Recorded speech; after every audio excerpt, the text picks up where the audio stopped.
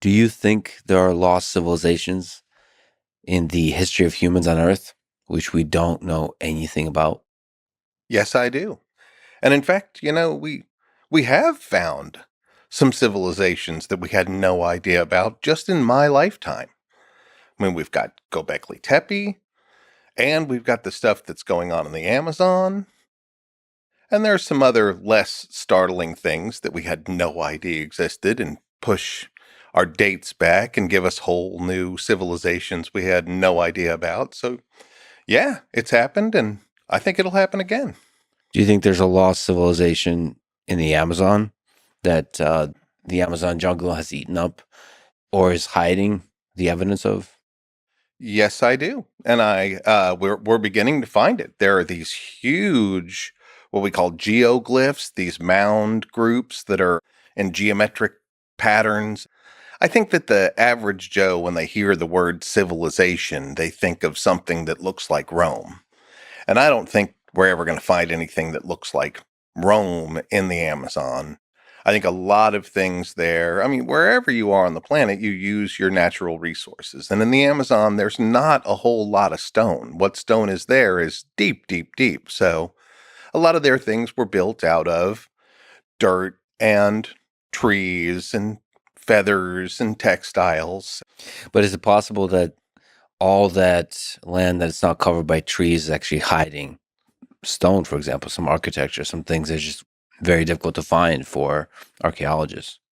I think at the base of the Andes, where the Amazon connects to the Andes, there's a lot of potential there because that's where the stone actually starts poking up. When you get down into the basin, stone is meters and meters under the ground, except for a stray cliff here and there where the river dug deep. And even then, only in the dry season, because that river rises like over 100 feet Mhm. every year.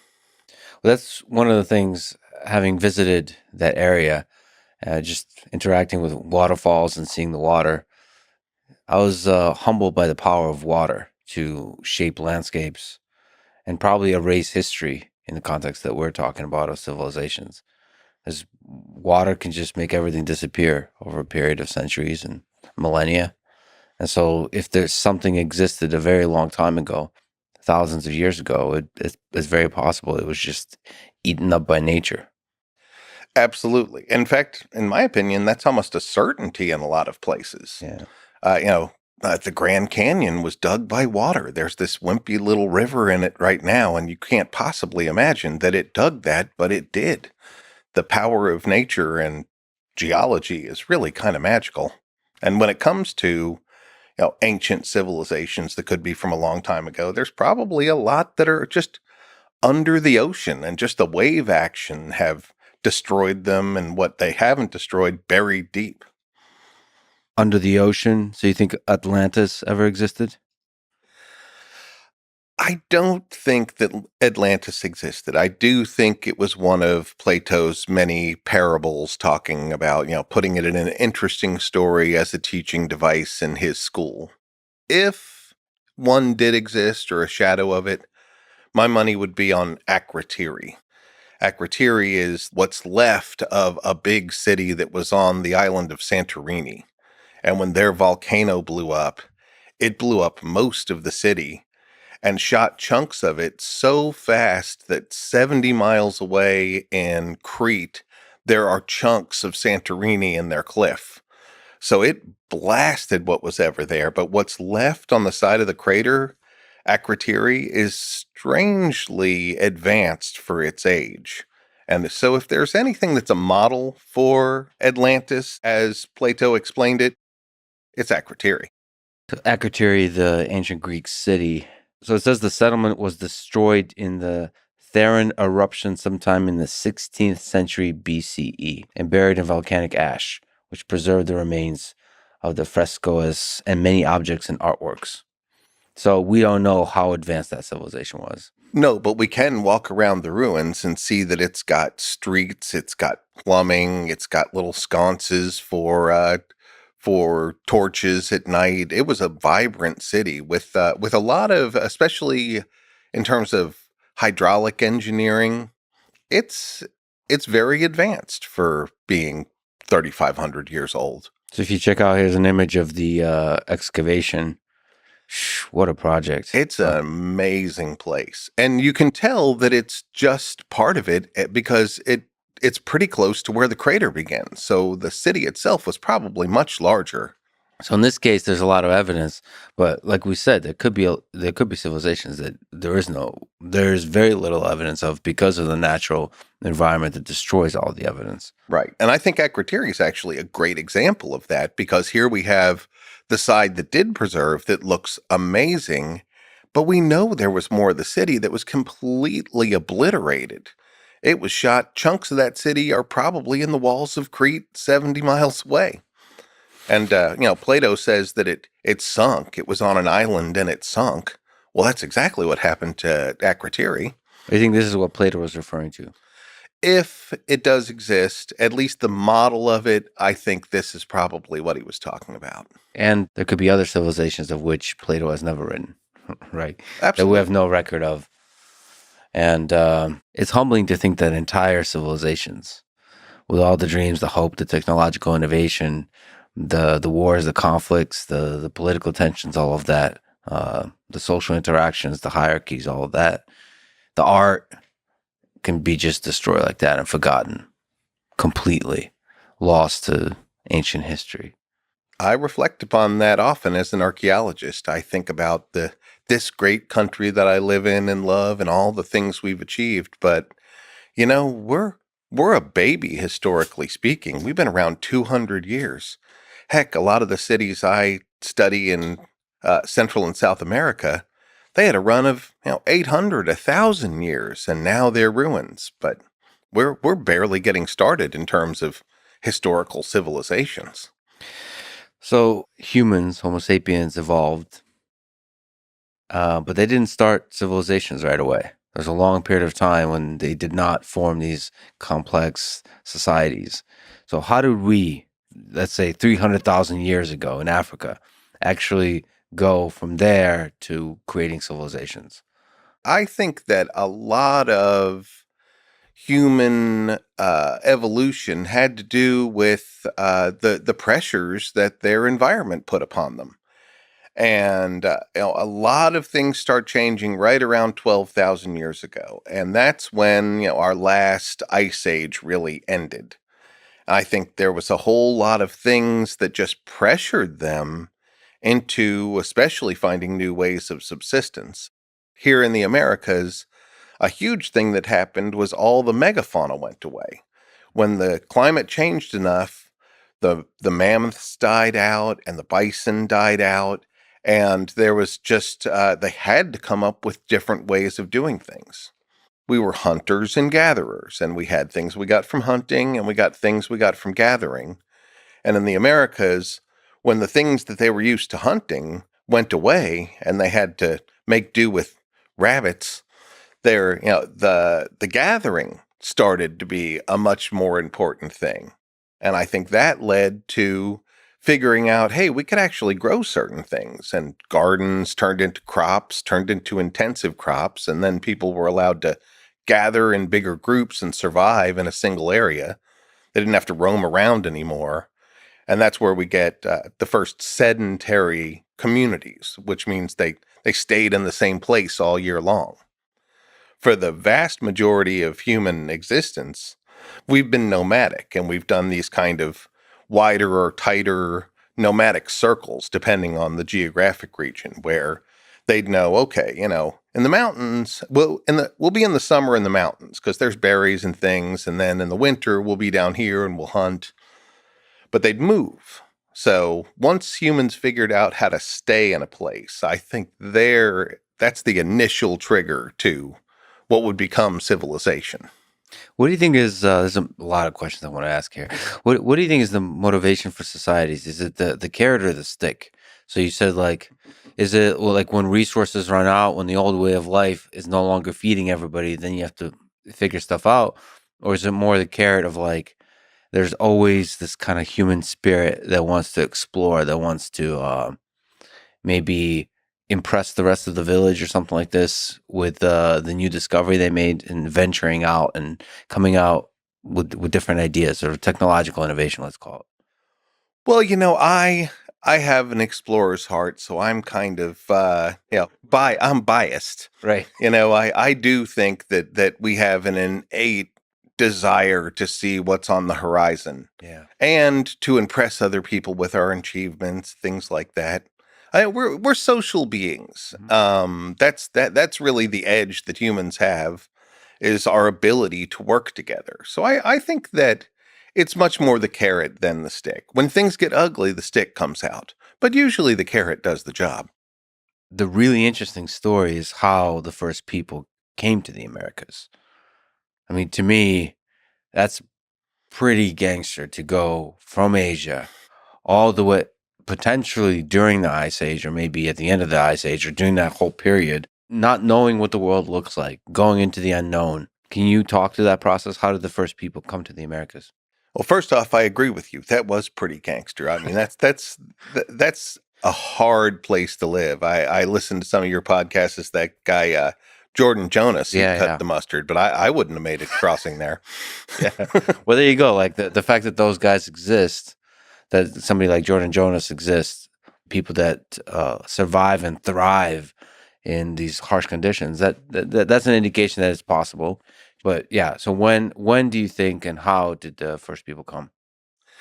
The traditional theories are still somewhat valid, or at least, on the table, that when that land bridge occurred, that nomadic hunters just followed the game like they always had, and the game went across there because there was no barrier, and they followed them across. The thing that has changed is how early that happened.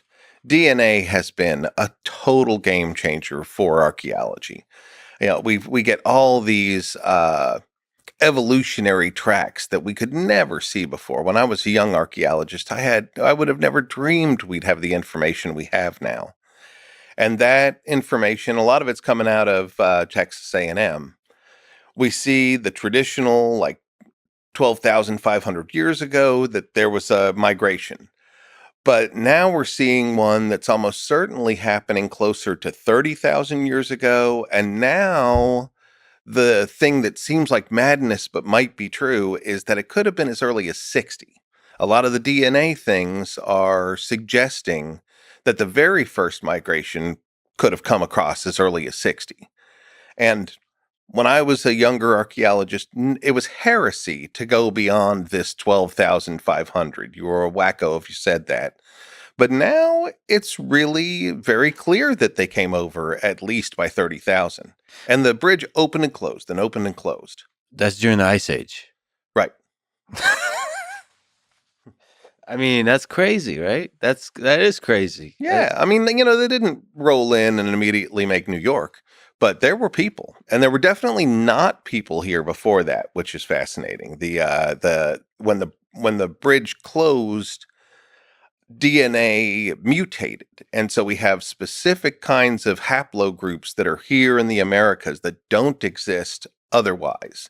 And that same haplogroup game has been showing us more and more that people came across Siberia. It's not Africa, it's not Western Europe. Those are still, they've become kind of fringe theories, but they're not totally eradicated. I have DNA is a developing science as well, and I think we all need to keep that in mind, that it's not like they just cracked the code and now we know all the answers. And sometimes, like in any science, a breakthrough puts us two steps backwards, not forwards. So I think, we don't need to have too much faith in the models that are now being created through DNA, but they are pointing in the direction of everybody came across from Siberia, that all Native American people are of Asiatic descent. Do you think it was a gradual process? If it's like 30 to 60,000 years ago, was it just gradual movement of these nomadic tribes as they follow the animals? Or was it like one explorer that pushed the tribe to just go and go across, maybe across 100 years, travel all the way? Uh, across maybe into North America, into North America, where Canada is now, and then sort of like big leaps in movement versus gradual movement. I think it was big leaps. Now this is just, uh, mostly guess. I'll admit, but I think that it much in the way that a lot of our evolutionary models talk about punctuated equilibrium, that there are big moments of change, and then it settles out into a more slow and steady pattern, and then something big will happen again. I do think that the early people went as far as they could go, and there were certain colonies that just got isolated for thousands of years.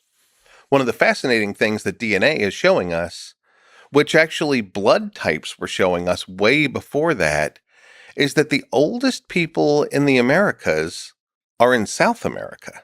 The ones that got separated early and didn't mix their DNA, like the people in the Amazon, most of those guys have O blood type, and they're haplogroup D, which is the oldest one that entered the U.S. And what are they doing down there? If I do believe they came across the Bering Strait, I don't think it's very. We have no real evidence to say they came in mass across Oceania. So they made it probably by boat along the coast all Along the the way to coast. South America. So there's some kind of cultural engine that drove them to explore. So if you had to bet all your money, it happened like tens of thousands of years ago, but at a very rapid pace. There's these explorers that went all the way to South America and there established their kind of more stable existence. And from there, South America, Mesoamerica, North America was kind of gradually expanded into that area. I think the next waves came down and did North America and Central America. And the Ah, very first wave made it all the way down to South America and got isolated there isolated. and then mixed in with the next groups that came. That's fascinating. Kind of like there's an interesting correlate in Europe where today everybody feels like Celtic people are from Ireland. But actually, Celtic people started in Eastern Europe, and it was the entire area. And when Rome kind of swept everything, and Rome was now the ruler of the day, it was only that far edge of the Celtic world, Ireland, that they were like, we're not going to mess with those guys on that island. We'll leave them be. So now it looks like that's the heart of Celtic tradition, but actually, it's the fringe. So if it is 60,000 years ago, these are really early humans. Yeah. And there were consistent things that have been coming out for decades about uh, very old carbon 14 dates in the Amazon and in the Andes area that everybody just dismissed as no, you didn't get a date of 40,000 years. But I think we're going to come back around to start readdressing some of these based on new evidence at hand. And that's the interesting thing is, the early humans spread throughout the world. And then, like you said, perhaps they've gotten isolated. And then civilizations sprung from there. And they all have similar elements, even though they were isolated. That's really interesting. That's really interesting that there's multiple cradles of civilization, not just one. Like one good idea. Those ideas naturally come up. Those structures naturally come up. And I wonder whether, the similarities that all those cradles have, it could be a shared, much deeper past that they all have. Or it could be a more kind of Star Trek thing where Captain Kirk was always talking about the theory of parallel human development, that humans across the universe go through certain stages of development, and that could be the answer to it. Which one do you lean on? Which one do you lean towards? I think it's a case by case thing. I think if we look globally, I'd lean much more towards the human parallel development. But if I look just to the Americas and we have a shorter time period where, the things that become major civilizations now I'll say, up to 30,000 years ago, which is still a blip in the time of humans. I think that there were shared things that those people came over with from Asia, and that as they got separated, that they had core values that then turned into things like religion and cultural customs that we can see. I'm a big proponent that there are commonalities in all the cultures of the Americas that lead back to and point to a single distant origin. You've spoken about the lost cradle of civilization in South America. So, South America is not often talked about as one of the cradles of civilization. South America, Mesoamerica. Can you explain? Well, we have very early stuff in South America. You're right. I mean, especially uh, as an American, our country's so big, and we are so far removed from these places, we don't even think about it.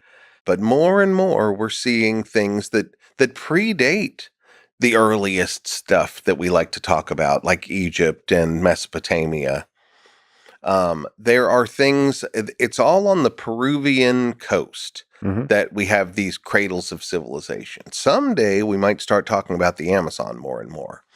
But right now, what we've got are things that date back into the 3000s BCE along the coast of Peru. And there are big stone built pyramids and temples. And they're amazingly isolated, even now that we've found them. Some of them, like Corral, is one of the most famous ones just north of Lima. We've known about it for a couple decades now, how old it is, but every time I visit there, it's like I've visited the moon. Hmm. There's absolutely nobody there, not for miles. It's amazing how such a discovery was made, and yet still nobody goes to see it. It's not easy to get to. So you think there's a bunch of locations like that? Some may not have been discovered in the Peru area. Oh, there are so many. Peru has tons. That desert gets really ugly quick, and it buries things completely. There are so many pyramids out there that are still completely untouched. When people hear the name pyramids, they think of Egypt immediately. But Egypt has got about 140 pyramids, and we have pretty much found them all. Mhm. Peru has thousands of pyramids. And now they weren't built of a lot. Not all of them were built of stone. Some of them were adobe bricks, which have weathered terribly. So now they don't look. They're not exciting places to Mhm. visit today. You know what's funny too? We started off talking about whether I think there's a lost civilization out there. There are definitely things that are still to be discovered, but there are some things that were discovered 100 years ago, and archaeologists, or back then they called themselves antiquarians, just kind of passed over. Mhm. Corral was one of these sites because the coast of Peru has some of those pyramids that were made by the Moche are full of gold and beautiful ceramics and things that you can sell for big money. But Corral was found a long time ago, but the archaeologist was like, God, no gold, no ceramics. Forget about it. This place is no good. We can't sell anything here. And then about the 1970s or 80s, somebody said, Hey, no ceramics? Is that older than the invention of ceramics? Shit, we better go take another look at that place. So what's the dating on Corral? Corral, I think, starts at about 3200 BCE, and it lasts as a major civilization with a lot of other cities around it until about 1800 BCE. So what's the story behind like looking at some of these images? What's the story about constructions like that? What was the idea? That thing, isn't that amazing?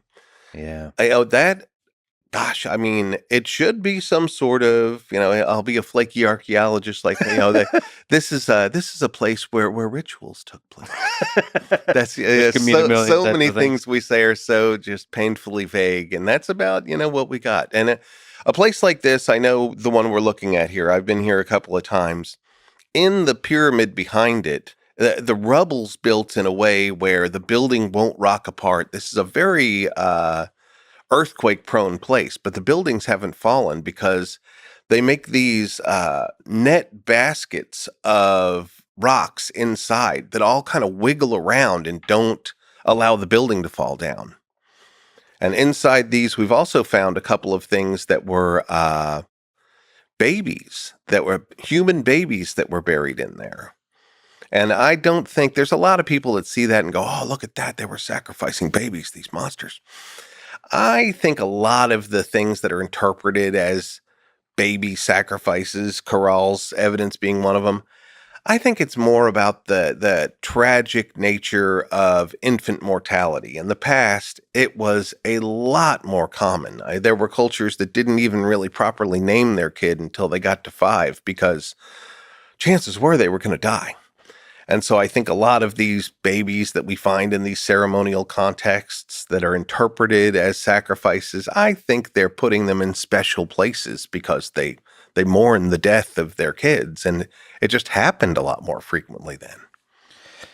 One of the things you said that really surprised me is that pyramids were built in Peru possibly hundreds of years before they were built in Egypt. Is that true? Absolutely. Absolutely. In fact, That's crazy. there's one that's now pushing 6,000 BCE. Like, that's thousands of years before the stuff in Egypt. And that one's called Waka Prieta. And it was not an Egyptian pyramid. But it was a pyramid, and it was thousands of years before. What do you think is the motivation to build a pyramid? The fact that it can withstand the elements structurally, that kind of thing? Is it, why do humans build pyramids? And why do they build it in all kinds of different locations in the world? Well, my rude answer is pretty boring, really. A lot of people ask me, why are there pyramids all over the planet? How is that? Is that a coincidence? I mean, Yeah. I think that when people wanted to build a big building without rebar or cement, you end up building something with a fat base that goes up to a skinny top, and that turns into a pyramid. Any kid who's playing with blocks on the floor builds a couple towers, and his brother knocks him down. And if he wants one that's going to stay and be tall, he ends up making something with a fat base and a tiny top. And I think that building something big and tall together is one of those human things. Like, we built that will be here after we're gone. People remember who we were. We are all, if there's any human commonality, it's fear of our own deaths, and that we were nothing and no one will ever remember us. I think that the first big monuments like that were probably a group of people saying, we're going to do something that people will remember forever. Now, that being said, you remember we were just talking about Waka Prieta, and this one that's almost 6,000 BC now is the first one. That one's a funny case. We just talked about all these lofty goals, but actually, I'm pretty sure that Waka Prieta's first pyramid was about capping a smelly pile of trash. I think everybody piled up their trash in the middle of town, and it stunk. It's on the coast. It stunk like fish. And somebody said, if we just bury this thing with dirt, it won't smell anymore. And then it was a big mound where people could get up and talk to everybody. And then said, well, it's squishy. If we cap it with clay, then it will really not smell. I really think that the very first pyramids in Peru were about trash management. Talk about deflating, huh? Yeah, but then they probably saw it and they were impressed and humbled by the sort of the enormity of the construction, and then they're like, "Oh, we should." Maybe the next guy thought maybe we should keep building these kinds of things. Yeah, yeah. In not to jump ahead, but in North America, where they also made pyramids, there's this interesting evolution where there were these piles of shells along rivers and along the coastlines. People ate a lot of shells. That was an easy thing to collect and eat. So these piles of shells would be near communities, and they probably became landmarks, but eventually they started burying their dead inside those too. Probably, again, about stink and about, well, we don't want the dogs to eat them. Maybe we'll put them in the middle of the shell pile.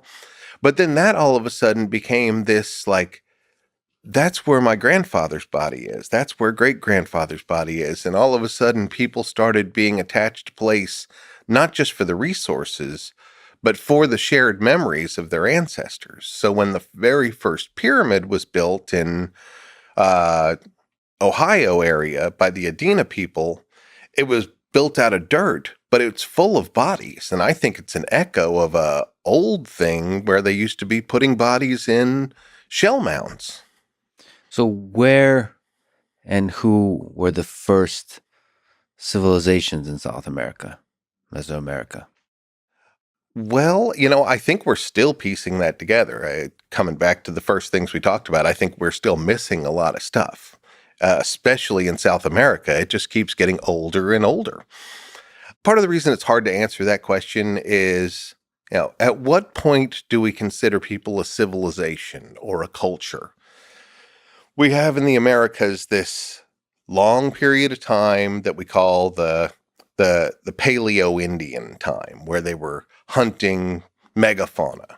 And then when those went away, we get into this even longer period of time called the Archaic, where they're just hunters and gatherers. Sometimes somebody's coming up with a cool, different kind of arrowhead. They go back and forth with different hunting tools, but really nothing changes for thousands of years. And then finally, they start developing into these larger groups, which for the most part has to do with agriculture. It used to be archaeology. That was just the end all be all. Civilization starts with the invention of agriculture. And we can't have sedentary communities until people learn how to farm. But that's been discounted. Peru was a big part of that. That area of Corral, it's connected to another city on the coast called Aspero. And Aspero starts about the same time, but they're all about fishing. They have no farming. And Corral, who's upriver from them, is farming, but funny enough, they're not really farming food. They're farming cotton, and they're making nets, and they're trading the nets with the people on the coast for the fish. So it's not as simple as it's just agriculture anymore. But it is, I think, still rooted in how can we feed more people than just our family? How can we together create a food abundance so we're no longer scared about running out of food? So is it possible, which is something you've argued, that civilization started in the Amazon, in the jungle, I do versus the think so. coast? I think religion in South America began in the Amazon. I think there were people there very old. There's actually the earliest pottery in all of the Americas. Of all these places that we have civilizations that grew up, you know where the oldest pottery is? The middle of the Amazon. So there's interesting cultures developing in the Amazon. So religion, you would say, preceded civilization? In South America, the Corral and Aspero that I was just talking about, it's weird what a dearth of art and any evidence of religion we have. We have those pyramids and things that we call temples, but we don't really know what went on in there. And there's no hints of religious iconography, ceremonies, nothing like that. The first stuff that we get is right when that culture ends, about 1800 BCE. This culture called Chavin starts up, and their main temple is up in the Andes in this place of least resistance between the Amazon and the coast. It's about 3 days walk either way from this place where this temple is. That's where we start seeing the very first religious iconography, and it's all over the temples. There are things that are definitely from the coast, but the iconography are all jaguars and snakes and crocodiles. And those don't come from the coast. All of those things are coming out of the Amazon. I mean, religion is a really powerful idea.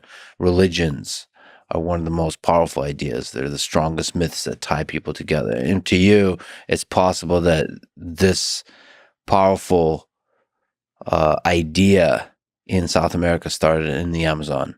I do think it did. And you're right. Ideas are more powerful than weapons, but archaeology can't see them at all. We Yeah. can see sometimes we can see ideas manifesting in the things they create and lead to, but there's an interpretation problem. Are we right about what idea created this? That those are things that archaeology just can't get at. That's one of the challenges of archaeology and looking into ancient histories. You're trying to not just understand what they were doing in terms of architecture, but understand what was going on inside their mind. That's really what I'm in it for. I'm trying to understand these people, and it's real detective work. And we know we're dealing with a totally flawed record. We only have what could preserve the test of time. If we look around this room here, if 2,000 years of weathering happened in this room, what would be left, and what would we think happened here? Right, right, right. But there's not in this room, but if you look at thousands of rooms like it, maybe you can start to piece things together about the different ideologies that ruled the world, uh, the religions, the different ideas. Tell me about this Fang deity. One of your more controversial ideas is that you believe that the religions, there's a thread that connects the different civilizations, the societies of the Andean region, and the religion that practiced is more monotheistic than is currently believed in the mainstream. That is exactly what I think. And I think it's all about this Fang deity who, somewhere thousands of years ago, crawled his way out of the Amazon up into the Andes, and a religion took hold. That could have been kind of a combination of ideas from the coast and the Amazon, but he is the one creator deity, in my opinion, through all of these cultures. And the people in the Amazon still talk about him. His name is Vihomase in some groups, but they say that his emissaries on Earth are the jaguars, and that he is the creator deity. Why is the current mainstream belief is that a lot of the religions are not monotheistic? Well, there are bona fide pantheons. Greece had one, Egypt had one, Mesopotamia had one. Lots of the early religions of the old world were pantheons. And I think that was part of the problem.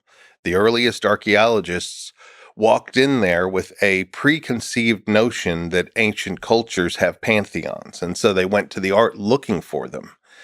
And they came up with things like the shark god and the moon goddess and the sun god and all these things. But when I look at the art, and I was trained by a person right here in Austin, Texas, as an art historian, you follow certain diagnostic traits through art to see the development over time. And when I look at it and use that methodology, there's a single face with goggle eyes and fangs and claws on his hands and feet, and snakes coming off of his head and off of his belt. He's got really identifiable traits. He also likes to sever people's heads off and carry them around.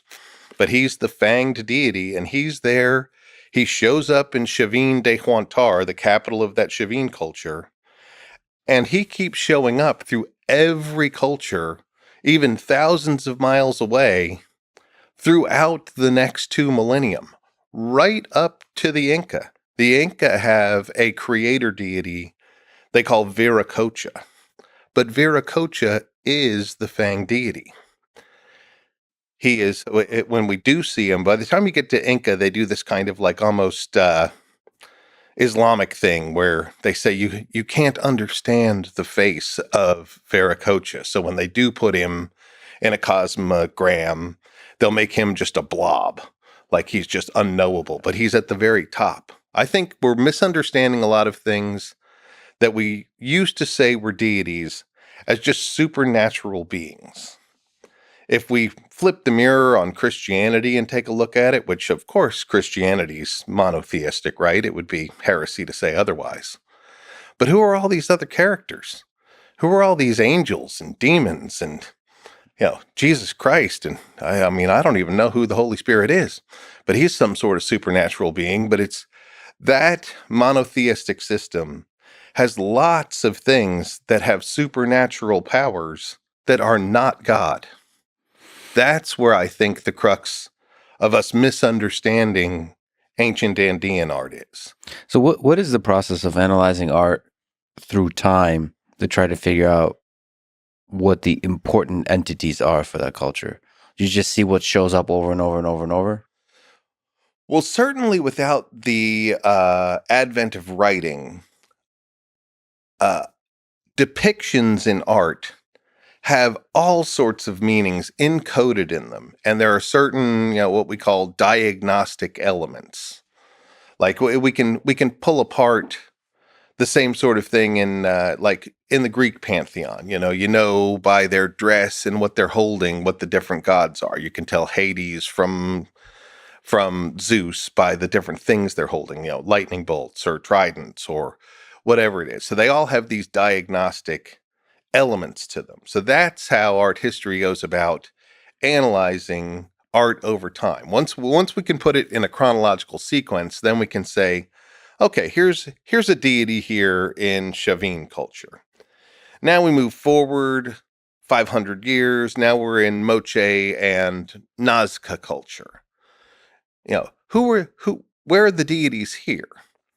And what I see is that same guy with not just one or two traits, but a whole package of them that shows up again and again and again for thousands of years in each one of these cultures. He's got circular eyes, he's got a fanged mouth, he's got claws on his hands and feet. He's a humanoid, Mhm. but he also has snakes coming off of his head like hair and snakes coming off of his belt. Mhm. And then, not so much in Chavin, but as it goes forward, he starts carting around severed heads, human severed heads.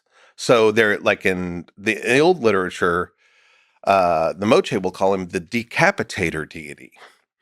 But then they have these other, like, oh, here's the crab deity and here's the fox deity. But if you look at them, like the crab deity is just that guy's face coming off of a crab, and the fox deity is that guy's face coming off of a fox. I So see. I think in on that particular instance, I explain it similar to what Zeus did. You know how Zeus was able to, like, turn into whatever animal he wanted to get with the woman he wanted, and he showed up in all sorts of forms, but he was always Zeus. I think that the Fang deity manifests himself through people and animals throughout the art, and that there are missing stories of mythology that we don't have anymore. And across hundreds of years, thousands of years, from Chavin to Mocha to Inca, as you're saying. Right. Wari has them too, Tiahuanaco. That's that famous place, Pumapunku. He's all over there. I wonder how those ideas spread and morph of this fanged deity.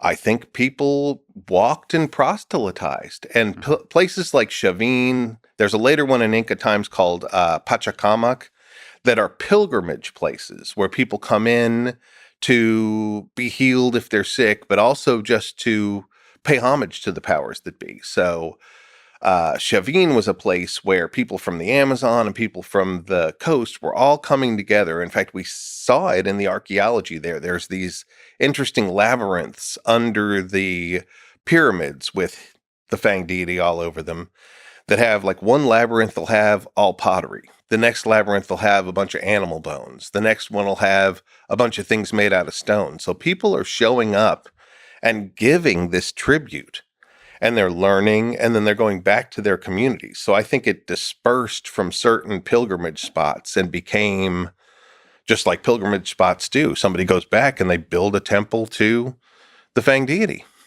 Do we know much about the relationship they had with the Fang deity and like their conception of the powers of the Fang deity? Were they afraid of the Fang deity as an all-knowing god? Is it something that brings joy and harvest, or is it something that you're supposed to be afraid of and sacrifice animals and humans to keep at bay? I think he had two sides of the coin. Like a lot of the Hindu gods are, one aspect is terrible, the other aspect is lovely. I think he had that same sorts of qualities because we do see him as a fierce warrior taking people's heads off, and he is a jaguar, which in and of itself implies a certain power and ferocity. But then there are other funny things about him. Like he is definitely involved in a lot of healing ceremonies. And a lot of those healing ceremonies are involved with sex acts when it comes to the moche. There's this whole group of sexual pottery where priests are having sex with women or men. And some of them show their faces transforming into that Fang deity, like he is acting through them. Hmm. But the thing that most cracks me up that shows his softer side is the Fang deity has a little puppy.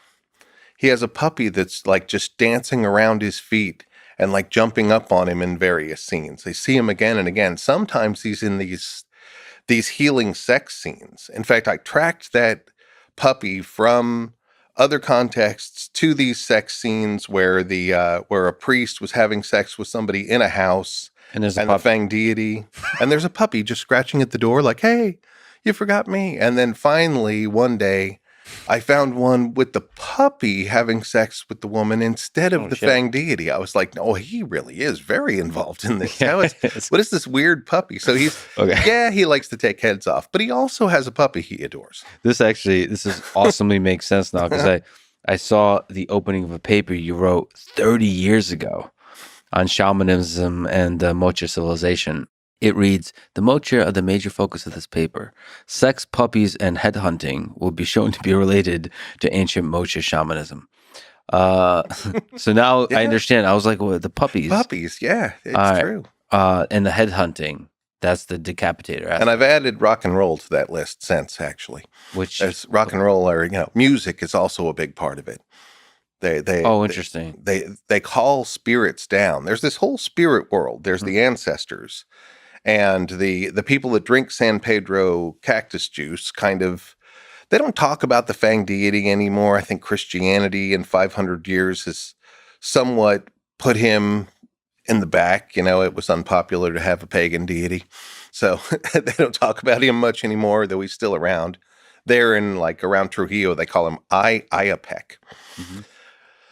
But music play in the Amazon, they play flutes, sometimes a chorus of women sing, and that's supposed to bring the spirits down into the ceremony. There's a spirit that's hurting the person that's sick, and then the priest or the shaman or the curandero, whatever you want to call him, has his own posse of spirits that are going to help him figure out what's going on. So when the music starts, that's bringing those spirits in. And people don't see them unless they've imbibed the San Pedro cactus juice, which is this hallucinogen, which is in the Amazon side, it was ayahuasca. On the coast, it was San Pedro cactus. Mhm. But that's what allows you to actually see that other world. Yeah, I went to the Amazon recently and did ayahuasca, a very high dose of it. Bold move. Um, when in Rome. Well, how far back does that go? Oh, I think longer than anybody can remember. But I mean, it's a natural plant that's been there forever. I think that it's thousands and thousands of years. That's another thing Chavin de Huantara was talking about, where I think the religion came from the Amazon.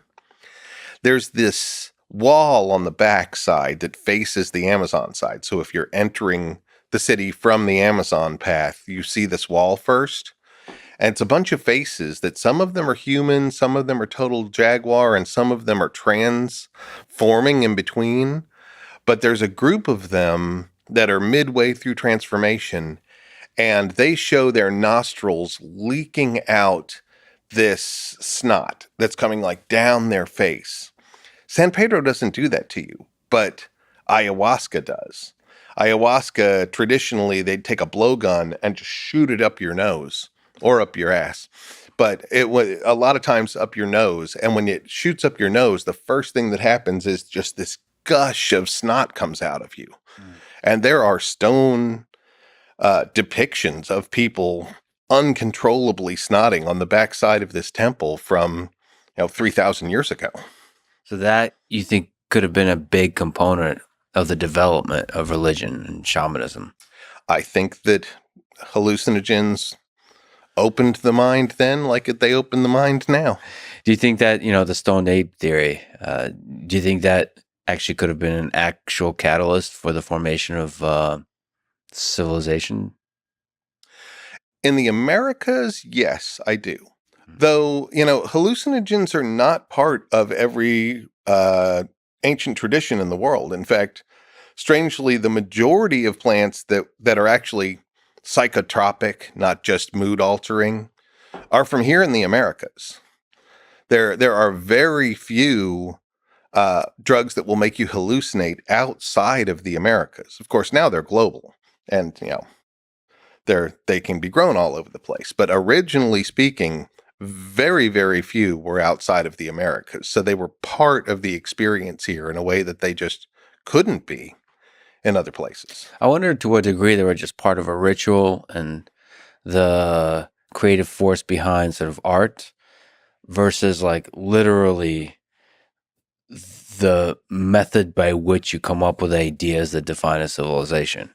It's like the degree to which they had a role in the formation of civilizations. It's kind of fun to think about psychedelics being like a critical role in the formation of civilizations. I think in terms of South America, they It's probably possible. really were. In North America, where we're in a more northern climb here and there are less of them, not so much, at least in terms of psychedelics. Things like tobacco was always a big part of it. But a lot of there's more than one way to reach a hallucinatory state. Hmm. The hard way is starvation, sleep deprivation, and for the Maya, for example, would go sleep deprivation, starvation, and then they'd cut themselves very badly, and that loss of blood, we believe, triggered hallucinations and visions. Nothing to do with drugs. Oh, I so would much prefer the drugs route. it's it's the result, not the tools aren't the thing that creates insight. It's the result. So It's that getting to, it's hallucinogens are poisoning us. They're killing us. That's, it's a near death state. And people of the Americas believed sleeping was entering that other world, death, you entered this other world. And that when you took this mighty dose of poison, it was helping you enter that other world for a period of time. yeah, as Tom Waits said in that one song, "I like my town with a little drop of poison." So maybe that poison is a good catalyst for invention. So who were the early first sort of mother cultures, mother civilizations in South America? And like what is if we look chronologically, is there a label we can put on the first peoples that emerged? That picture is evolving. I mean, forever it was just the Chavin people that we've been talking Mhm. about, the ones with all the first depictions of religious art, were the mother culture. And they certainly did transmit a lot of stuff. But then all of a sudden we find Corral. The next one that we've barely even begun looking at, but it's probably older than Corral, is Sachin culture. I was just poking around there last year, and just from the bus on the highway, I could see like that's a pyramid out there. Well, oh, there's another one. And I know how old the stuff we have studied there is. It's again 3000 BC. We're just barely beginning to understand them. Corral frustrates me to no end. The lack of art there. We've got, stones and bones and not even ceramics to go on. And they didn't have the courtesy to leave me a bunch of art I can interpret. So I don't know what those people believed. Right. So one of the ways to understand what people believe is looking at the art, the stories told through the art, and then hopefully deciphering if they were doing any kind of writing. That's our most fruitful place to try to get at this elusive ideas. Yeah. And it sucks when they don't have art. If we just go back to the Amazon, you've mentioned that it's possible that there's a lost civilization that existed in the Amazon. So it's carried a lot of names, the lost city of Z or El Dorado. Do you think it's possible it existed? Well, City of Z and El Dorado are in pretty different places. The one Yeah. El Dorado, the ideas of where it is kind of center around towards Colombia. Okay. And the city of Z is named after a region of Brazil called the Xingu. Hmm. And so those are a an America worth of distance apart. Hmm. You know, the entire people don't really think about it on the map, but the entire United States would fit inside the Amazon. That's how big that place is. Yeah. And these two are on either end, but both of them have evidence of civilizations. These big, it's lowland and it floods all the time. So what they did is they'd make these big mounds and then they'd make huge causeways between mounds so they could walk through their cities while they were seasonally inundated. Hmm. And a bunch of that stuff has been found in the Xingu area, like huge areas that would support tens of thousands of people. Again, it's not stone built and it's been under the forest forever, so it's very torn up. But it's there. Now, Brazil is big on cattle farming more than ever now. And a thing that I think is completed now is Brazil and Bolivia partnered together and built a highway all the way across and opened up a whole bunch more land, which has found more of these, what we call like geometric earthworks. So there's more and more evidence of these civilizations. It's not a could be there. It's there for sure. By the way, the people who are trying to protect the rainforest really hate the highway. One of the things I learned is if you build a road, uh, loggers will come Yep. and they will start cutting stuff down. Now, from an archaeology perspective, if you cut down trees, you get to discover things. But from a sort of protect a very precious rainforest perspective, it's obviously the opposite way. But it is interesting. I've seen where loggers cut through the forest and then and when they leave, the forest heals itself very So quick, quickly. so quickly. And, you just think that across decades, you expand that to centuries, and it's like you could see how a civilization could be completely swallowed up by the rainforest. And it happened for sure in the Amazon. Yeah. One of the ways that we're trying to push the frontier of where people were in the Amazon, because yes, the trees and just the biomass have eaten so much evidence. But they're finding more and more of these places that they call terra preta, which is black earth. And they're huge swaths of it. So I guess the anthropology term is anthropogenic landscapes. Hmm. And what they're saying is that really dark earth couldn't have just got that way through natural forest processes, that sometime in the distant past, that forest wasn't there and there was major farming and human activity to the point where they totally turned the soil black and it's much more enriched. And when I took a trip into the Amazon, I went from Manaus up the river, the Black River, a couple of days and went and met some different communities. And I asked them about this black earth. And they were like, yeah, that's why we're here.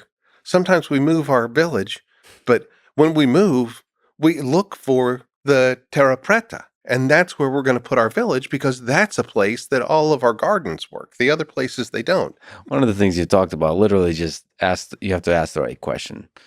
And the stories, all the secrets are carried by the people, and they will tell you. Yeah, there's so many of them. The thing that excites the world about archaeology right now is Gobekli Tepe. And this, 10,000, now Koran Tepe is 11,000. The whole area is called the Tas Tepler. We only found it a couple of decades ago. But it was just, a archaeologist roaming through the area and ask a sheep herder, hey, you guys know where anything ancient is? Oh, yeah. Let me show you this. And then all of a sudden we've got a lost civilization and the shepherds always knew where it was. Just nobody asked them. So speaking of Göbekli Tepe, what do you think about the work of Graham Hancock, who also believes that there's a lost civilization in the Amazon? Well, I've met Graham and personally I like him. He's a nice guy, got a nice sense of humor, and I think he's smart. And I also think he is a very good researcher. He and I are working on the same set of facts. The differences are interpretations. I do not believe Graham's idea that a single now lost ancient civilization seeded the rest of them. I just don't see that on a number of levels, artifact wise, technology wise, art historical analysis. So I think his research is great. I think that he's very well read. In fact, better read than a lot of my colleagues. But his conclusions I disagree with. And he and I have talked about this and had a very civil and normal conversation about it and agreed to disagree without spitting any venom at any point in the conversation. That would be a fun argument to be a fly in the wall for.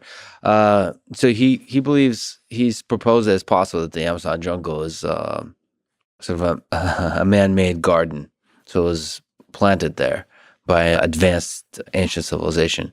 Is there any degree to which that could be possible? Frankly, I agree with him. I mean, it's just like what I was just talking about. It's the conclusion part that we differ from. Sure. But the facts that he's basing that on are that terra preta, are the huge geometric earthworks, are the ever increasing evidence of them. They are now from the bottom of Bolivia to Guyana. Mm-hmm. They're everywhere. Every time we open up the jungle, we find these big works. So yes, there was a vast civilization that was there. How advanced they were is a question, and also a perspective thing. Graham really focuses in on what we don't know and what could be. What's just to educate me, what's the key idea that he's proposing that you disagree with? Is it was the level of advancement the civilization was, or how large and centralized it was? My main point of disagreement is that his ideas evolve like everybody's. No scientist or researcher in anything has an idea at the beginning of their career and holds it till the day they die. His ideas are evolving, but his ideas remain, a core of them are that there was a very advanced single ancient civilization that was utterly destroyed by climactic conditions, and the younger, Dryas hypothesis is part of that most recently. He used to not say that. Now he's into this meteor thing. Mm-hmm. But he believes that civilization was destroyed, but that members of it escaped this cataclysm and then spread out all over the world to seed all of the world's civilizations Mm-hmm. for the next revival.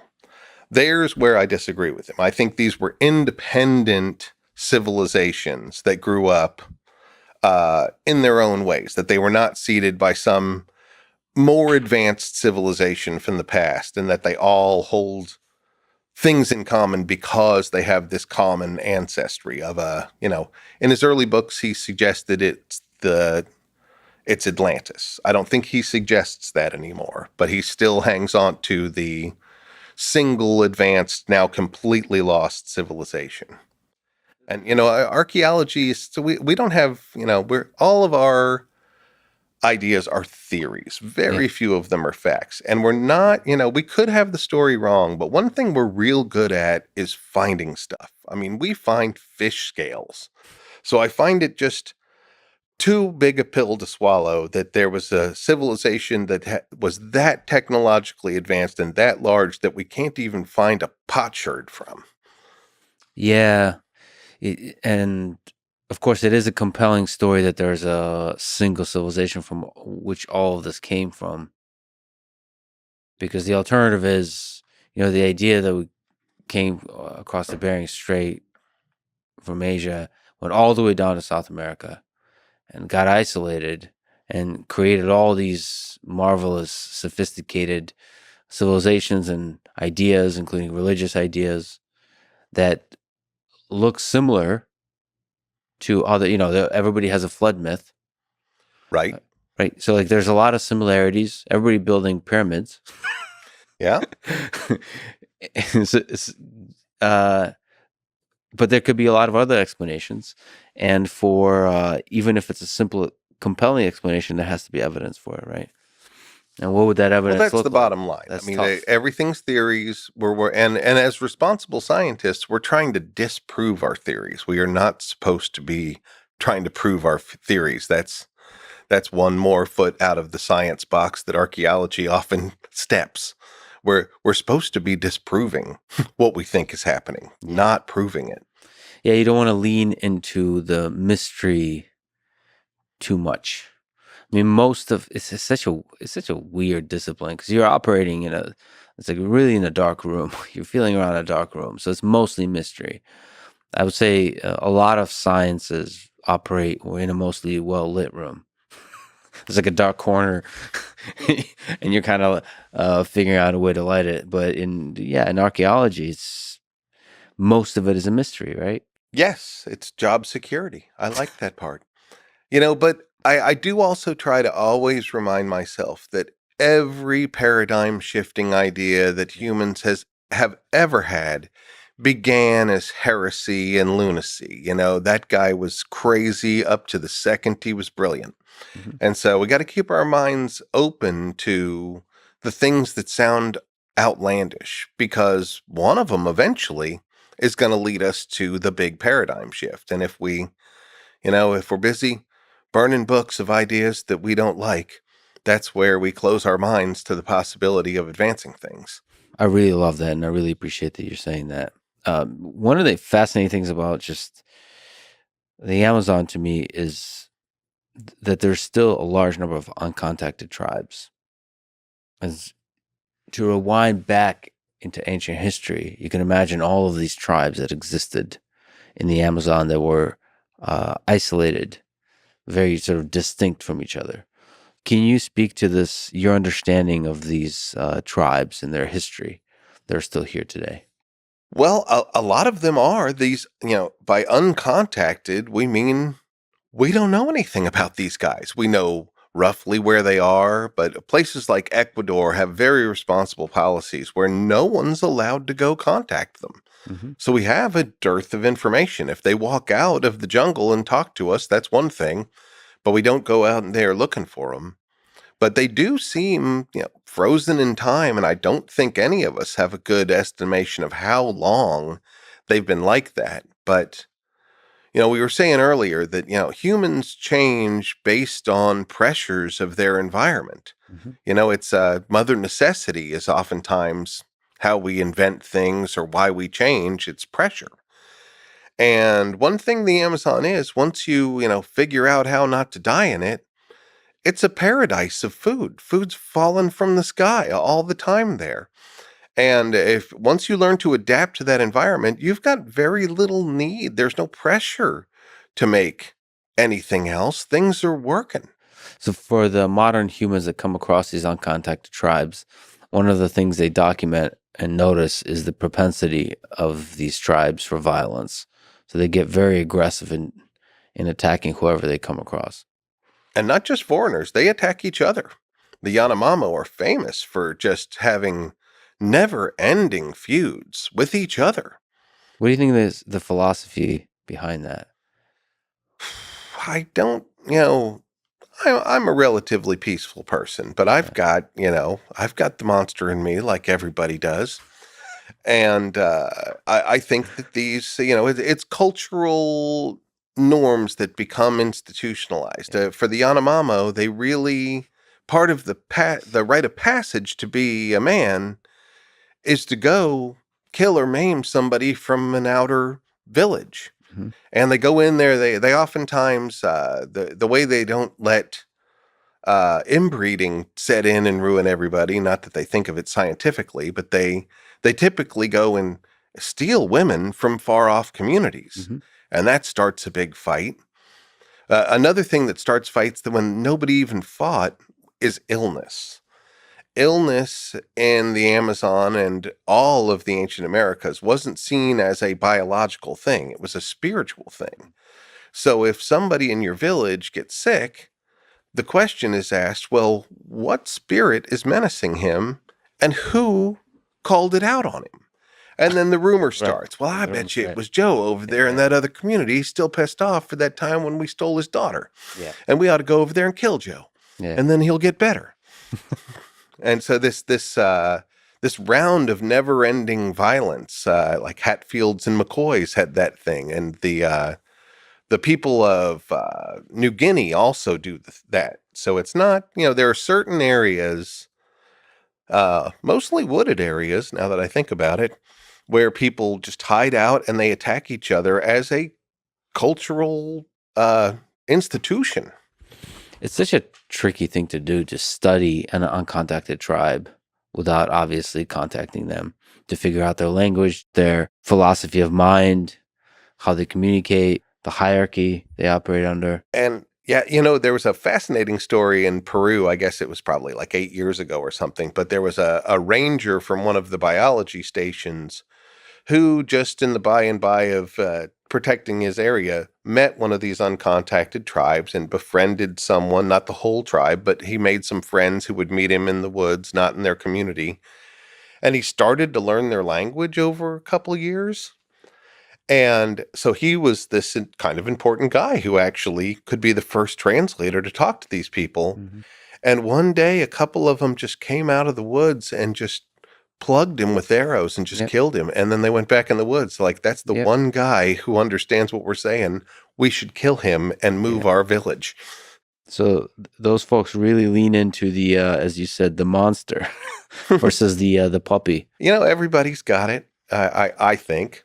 I think, we we need to listen to our better angels, because if we don't, we as a human species can easily devolve into just using violence and against others to get what we want. It's a daily choice we make not to be savages. Which is a fascinating thing to remember. We kind of think in civilized society we've moved past all that, but it can be summoned, like in 1984, the 2 minutes of hate. With the right words, that primal thing can be summoned and directed and lead to a lot of destruction.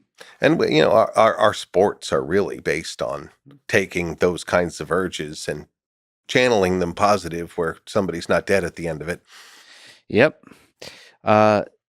So, at which point did what we now call the Maya civilization arise?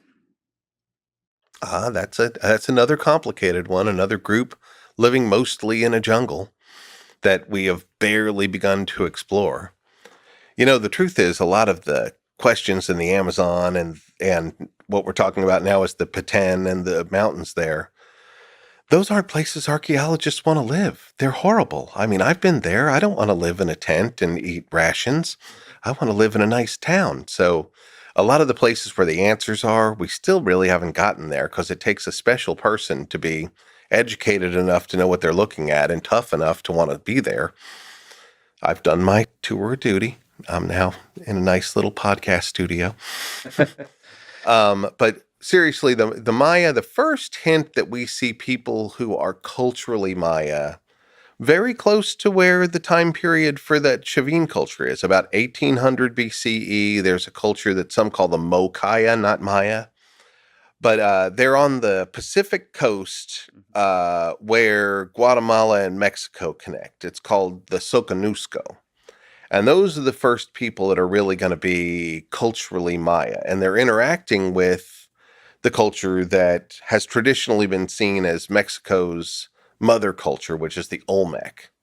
They're kind of the same thing as we were talking about in South America, where the Maya, the original Maya, are not, there's not a whole lot to indicate that they have a religion. But the Olmec have this religion they develop, and they start exporting it. And you see the Maya become more and more involved in the religion that's being created by the Olmec, who are to the north of them in the swamps of what we call the Isthmus of Tehuantepec. I have a lot of questions to ask here about just the natural stupid confusion I have. So first, did the Maya or the Olmec come first? And are they distinct groups? Like, how do you maintain a distinct civilization when you're so close together? I just finished filming a whole thing on the Olmecs and their interaction with the Maya for the Great Courses. I'm thrilled for it to Nice. come out next spring. Nice. Um, I think they co-evolved. Archaeology in this regard is the worst enemy of this. Yeah. We put these names on cultures. Yeah. We talk about how they evolve from one to another. We draw these lines where there aren't any. We make these time periods that a culture magically transforms into somebody with another name where I'm pretty sure they didn't care about any of those names. But the Maya and the Olmec are two parts of a larger interaction sphere that's happening in Mesoamerica, a very dynamic time. The Olmec are really bringing the religion part, but the other areas are bringing technology, ceramic technology, making hematite mirrors, making tools out of obsidian and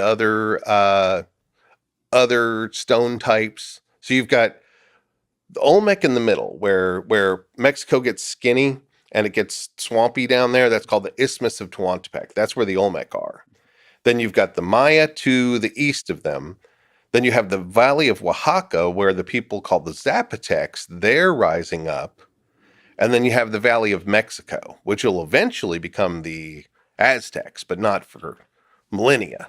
All those areas are interacting with each other. Can we just also draw some more lines? Yeah, sure.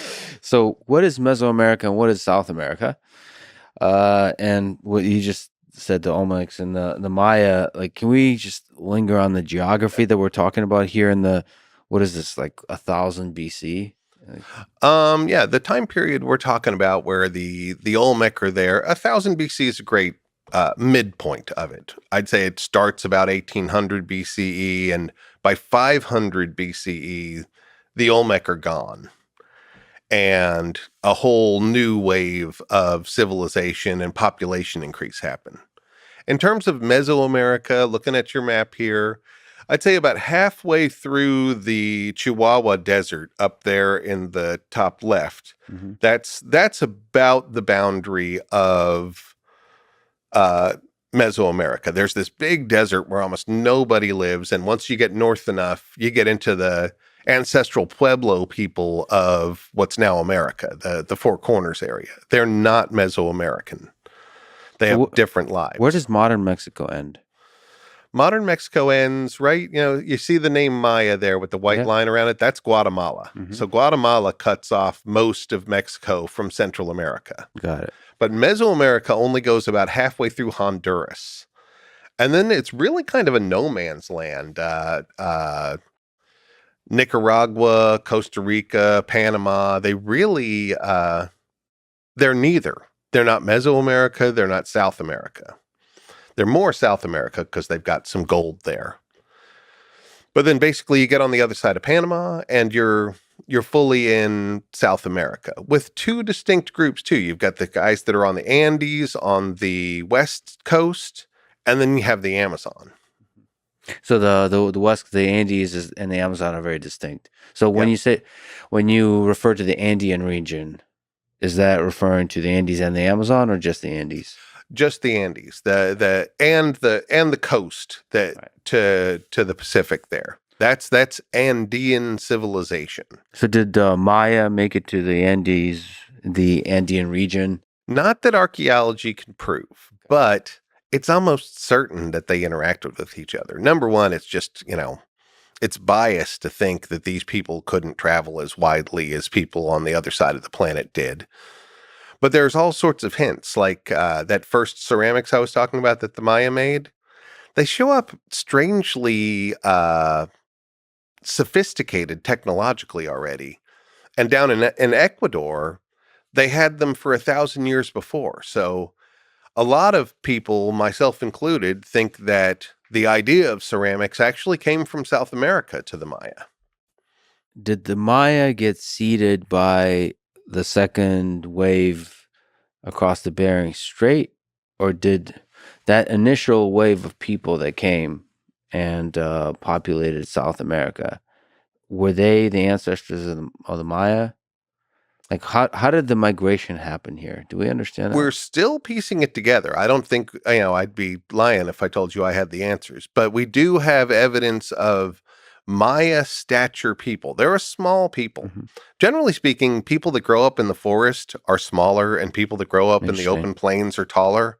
Probably about, just generations of people that hit their head on a branch or not. You're um, joking, but there Yeah, could be something to I that. think there's some truth to it. I mean, the Yeah. pygmies are small, and the people on the plains in Africa are big. The North American Indians are tall, and the Maya are small. Interesting.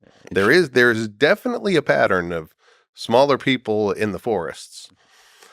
But anyway, there's a cave in the Yucatan called Loltun Cave that has handprints in the cave. It's somebody who put their hand on the cave and spit charcoal around their hand like a negative print. Yep. We can date that charcoal, and it comes from 10,000 years ago. Wow. And the hands are all small. It's, typical old Mexico. I walked right up to these things and could put my hand, I didn't, mess with them, but I put my hand next to these hands, and they're all smaller than my, Northern European hand. And so either it was a bunch of kids who were in this cave 10,000 years ago, or it was people of Maya stature who did it. It's so cool that you can date the charcoal.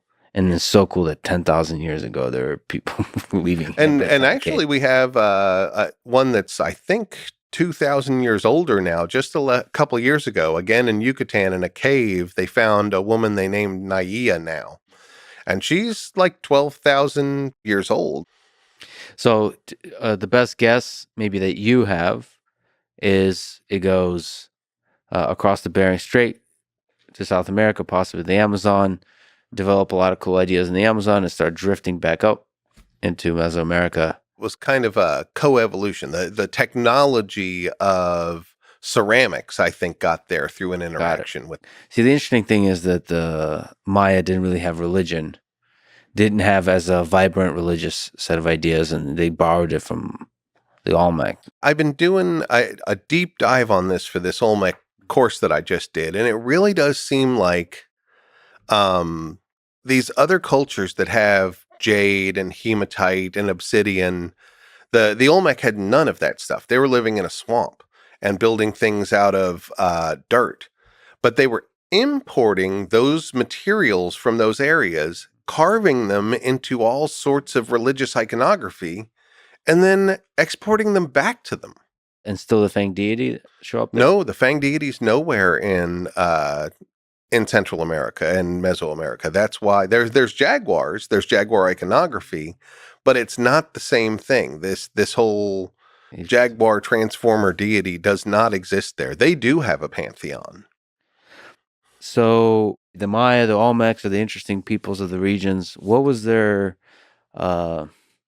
I'd love to ask questions about who were they. So one question I'm curious about, what was their sense when they looked up at the stars? What was their conception of the cosmos? That's a question I've spent my entire career trying to answer. I I think that they saw it as proof of the cyclical nature of life. And certainly they saw, like every ancient group did, like, are those the gods? Why are those things so far away? But I think that the Maya especially looked at it with a much more mathematical mind than most did. And so they watched these things move every night. And if you do that even today, you notice that all the stars move in tandem. They're just this blanket. They're like this curtain behind me. Mm-hmm. They're the stage upon which some very important players are dancing. And that's the moon, the sun, and the planets. There's 5 planets we can see visibly. So they started watching, like, why are just those 7 moving differently than the rest? And those are the things that they keyed on mathematically. The sun, of course, was also involved in the agricultural cycle, so that was important in and of itself. But the planets, we can see them coming up with ideas, definitely doing the math and seeing that there is a repeated cycle, and then coming up with mythology around them. Like Venus for them was associated with war. Hmm. And they had very ritualized times to go to war that had something to do with Venus. Sometimes in the classic period Maya, it was the first appearance of Venus as the morning star. That was a good time to go to battle with your neighbors. And when it became the post-classic, with like Chichen Itza being the capital of the Yucatan, then it looks like if you watch Venus day after day, it goes slowly up every day. And then when it hits its highest point as morning star in the morning, it goes down to the earth like 3 times as fast. All of a sudden it just shoots down and hits the earth. And so the people of post-classic Maya civilization saw that as the gods shooting a spear into the earth. And that was a good time to attack your neighbors. That was like wartime when the spear is going to hit the earth. All right, so this is fascinating.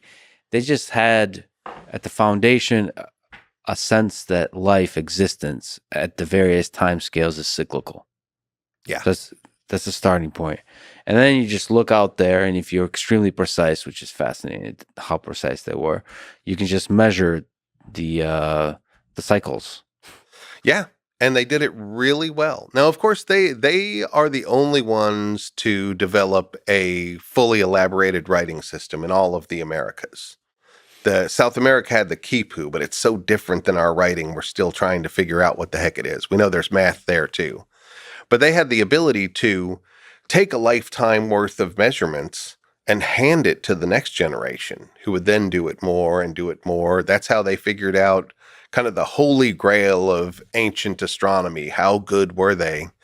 Was whether they could see the precession of the equinoxes. Mm-hmm. The fact that we're just barely wobbling and there's a 26,000 year period where the stars as that backdrop will spin all the way around and come back. It's 26,000 years. But the Maya were able to figure out, wait, it's moving 1 degree every 72 years, and did a calculation based uh, on where it should be in the ancient past. And they're using constellations. They're showing us they know by saying, like, this planet's in this constellation right now, and 33,000 years ago, it would be in this constellation. It's just fascinating that they were able to figure this out. I would love to sort of understand the details of the scientific community, if you can call it that. I think we absolutely could. And that's actually one of the things that I'm hoping to move the needle on in my generation with my career, is to give these cultures the respect they deserve as standing toe to toe with the rest of our ancient civilizations we respect.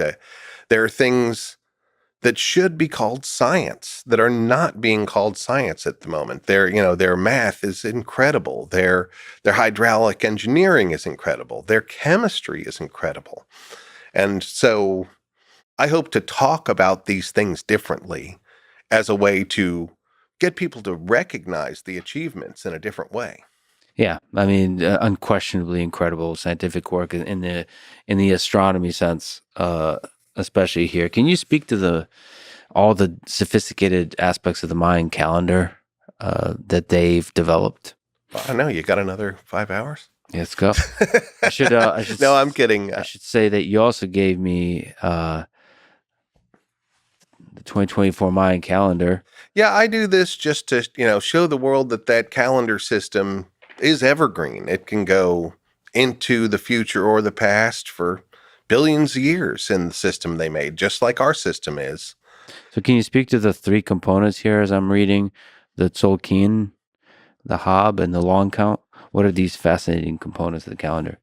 It's neat how obsessed they were. Really math nerds. It wasn't good enough for them to just make one cycle to describe time. Yeah. They had all these cycles that interlocked into each other like cogs in a machine, though they never thought of it like that. Mm-hmm. But the Tzolk'in's their oldest one, and the one that still endures today. There are millions of Maya people that are living their lives based on a 260-day count. No weeks, no months. It's just 13 numbers combined with 20 day names, for a total of 260 days, and then it goes again. Hmm. Everybody in the Highlands knows what their birthday is in that calendar, knows what it means about their personality and the kind of jobs that they're supposed to do. Each one of those days has their own spirit and what's supposed to happen in those days. The Maya collectively call them the mom, the grandmother, grandfather spirits. And they talk to each one of those days and they pray to them. There's now an association of some 8,000 people that are called Aki, that are day keepers who are keeping the days. And they're also like community psychologists almost. People come to them and say, my life is mixed up. What's wrong here? Well, let's ask the mom. Like, okay, well, it looks like you're not doing this or that, or you know what?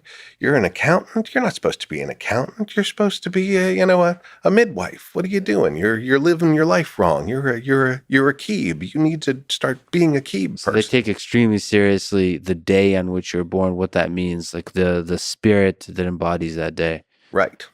Like I'm Keeb. I'm 13 Keeb, and it says my. It's funny how accurate a lot of them are. Mine is basically I'm a I'm an irresponsible husband and parent, but people like me, so my family still prospers. Like, well, God, that's horribly that's horribly accurate. I mean, it's some of it is also the chicken or the egg. If you truly believe, if you structure society where this calendar is truly sacred, then it kind of like you manifest a lot of the spirit does manifest itself in the life of the people that is born on that spirit's day. Absolutely. It's interesting. And the Maya really feel this in this system. So that's the core system. This 260-day calendar was the very first calendar they made thousands of years ago, and it's the one that's most important today. Why 260 days, by the way? Is It's there a reasoning behind it? from most Maya agree with this today, and who knows what the original architects thousands of years ago were thinking, but it's 9 months. It's the human gestation period. So if you conceived on the day 13 monkey, chances are your kid's coming out on or near 13 monkey. Mhm. And I think it's beautiful. I mean, if that's right, that means the Maya and the people of Mesoamerica who all share it together. When they thought about we need a count of time that's for us. They didn't look up into the heavens. They looked like into their bodies. What's the first cycle that we actually go through as humans? And they picked this 9-month thing. It really is our cycle. And no other culture on the planet looked inside themselves to create their calendar like that. So that's the oldest one and the sacred one that still carries through to today. What's the second one, the Hob? The Hob is the solar calendar, the one that everybody on the planet eventually comes up with. We know it's second, though, because when they start talking about it, they use all the symbols and the numbers from the 261. Mm-hmm. They say, well, we need a solar one, too. Let's just keep counting this another 105 days, and we'll get to 365. Oh, interesting. They kind of carry the same. Got Right. it. And that's useful because for all the sort of agriculture, all this kind of reasons. Right. Though, interestingly, they never put a leap year in. The Hob is also called the vague year because it's just 365, which means every year they're off a quarter of a day, and eventually it starts really adding up. Yeah. In fact, it's even caused modern problems. In this calendar here, I just do the straight math from 1,000 years ago. Mm-hmm. And so I place the beginning of the solar year differently than some Maya groups do, especially the guys in the highlands of eastern Guatemala. They write me nasty emails saying I don't know what time the year is. But their relatives changed it in the 1950s because their agricultural cycle was so far off. Mm-hmm. They moved it 60 days back to make it in the spring again. But it drifts, which is strange because it's not a very good thing for the agricultural cycle. It's one of these mysteries we still don't have an explanation for. So that's the Hob. And then what's the long count? The long count's their really mysterious, cool one because it's a linear count of days, which are not like them. It's a bunch of cycles like ours. Our weeks are a cycle, our months are a cycle. Um, but it's weird in that its estimation of the year in the long count system is only 360 days. So it's miserably off a solar year. They count in base 20. So they count like we count in tens, we're decimal. They count in base 20, vigesimal. And so it should be, there's ones, there's 20s, there's 400s, there's 8,000s, there's 160,000s. It goes just like our tens, hundreds, thousands, 10,000s, but it's times 20. Mm-hmm. So so they have days, months of 20 days, and then they have these years that should be by their math 400, but it's only 360. And that throws the whole thing out of whack going further up. Then they have a 20-year period and a 400-year period. 400 years to their calendar, but by that time, it's only 396 years in our period, in our reckoning. So it's mysterious why did they tweak it at the year to be only 360 days? That doesn't follow any astronomy. That's not the human cycle. Yeah, but it's interesting that they build up towards thinking about very long periods of time. Like Bucktoons is 144,000 days. Right. Or a Bakhtun is 400 of the long counts years. So it's kind of like our millennium. We think it's a big deal when we hit a millennium or a century. They have a 20-year period that they do a lot of celebrations on called a Khatun, and then they have the 400 Bakhtun, which is the big one. That's like their millennium. And 13 of those Bakhtuns occurred in the creation before us. They also think that that the world has had multiple creations. They're not alone in that. There's lots of ancient civilizations who say that, but we're technically in the fourth creation. And they have a creation story called the Popol Vuh. And the Popol Vuh is clear as day that the third creation ends with the help of these heroes called the Hero Twins, and the fourth creation begins. And so on the Maya monuments, we see them doing the math through the long count, and we can calculate it back very exactly. It happened, the fourth creation started on August 11th, 3114 BC. And it doesn't say it's day one. It says it's the last day of the 13th Bakhtun of the third creation, which leads us to believe that a creation is only 13 Bakhtuns long. Right. So, and this would be the fourth creation. The calendar starts the fourth creation. But if you do the math going from 3114 BC and count 13 Bakhtuns forward, you get to 2012. And hence the very popular notion that 2012, whenever that was, December 21st, 2012, will be the end of the world. Right. So can you explain this? Those were very fruitful years for me. I had so many lectures around the country. That's like Garrett Morris in Saturday Night Live. The apocalypse was very, very good to me. But that is pretty interesting. So that would be, so technically it would be in the fifth. No. Yeah, technically we'd be in the fifth.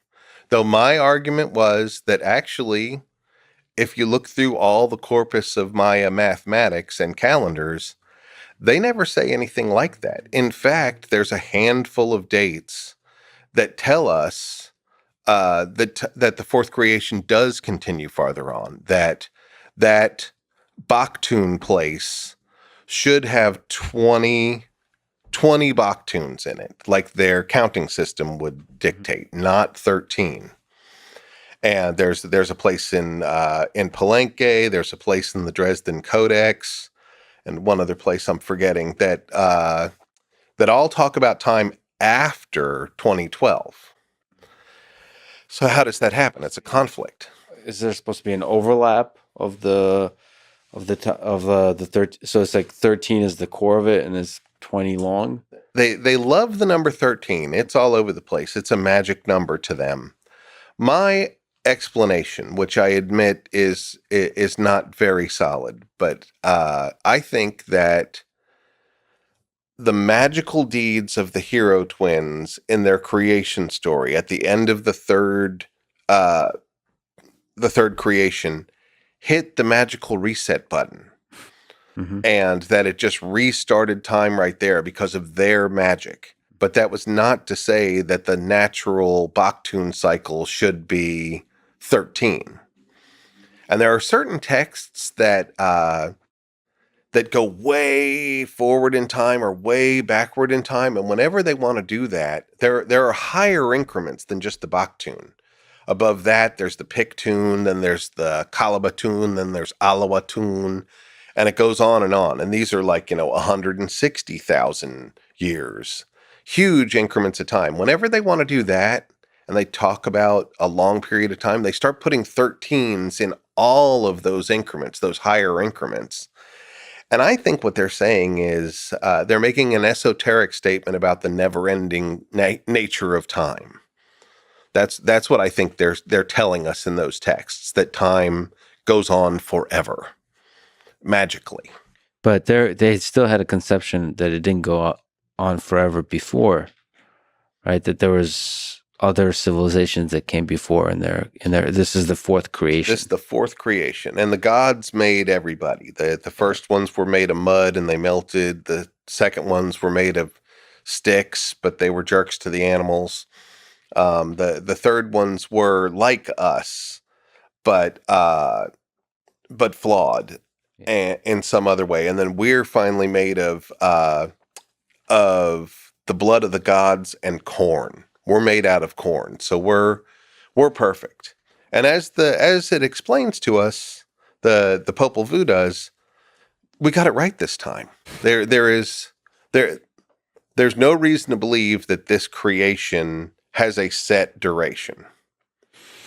Well, one of the weird things is that the Aztecs, who we talked to a lot at Contact, they also had the concept of multiple creations before us, but they were real clear to the Spanish that they weren't all the same time element. Mm-hmm. Some of them were in the 300s of years. Some of them were in the 700s of years, but they were not the same time period. So our mathematical logic that if the third creation was 13, this one must be third creation or also be 13. It's in direct opposition to what the Aztecs told us about the nature of creations. They're different time periods. Why do you think there was the myth of the previous creations? Did they have some kind of long, multi-generational memory of prior civilizations? It may have had some echo in the flood myths. Right, it's the same. It's the same kind of major myths carried through long periods of time.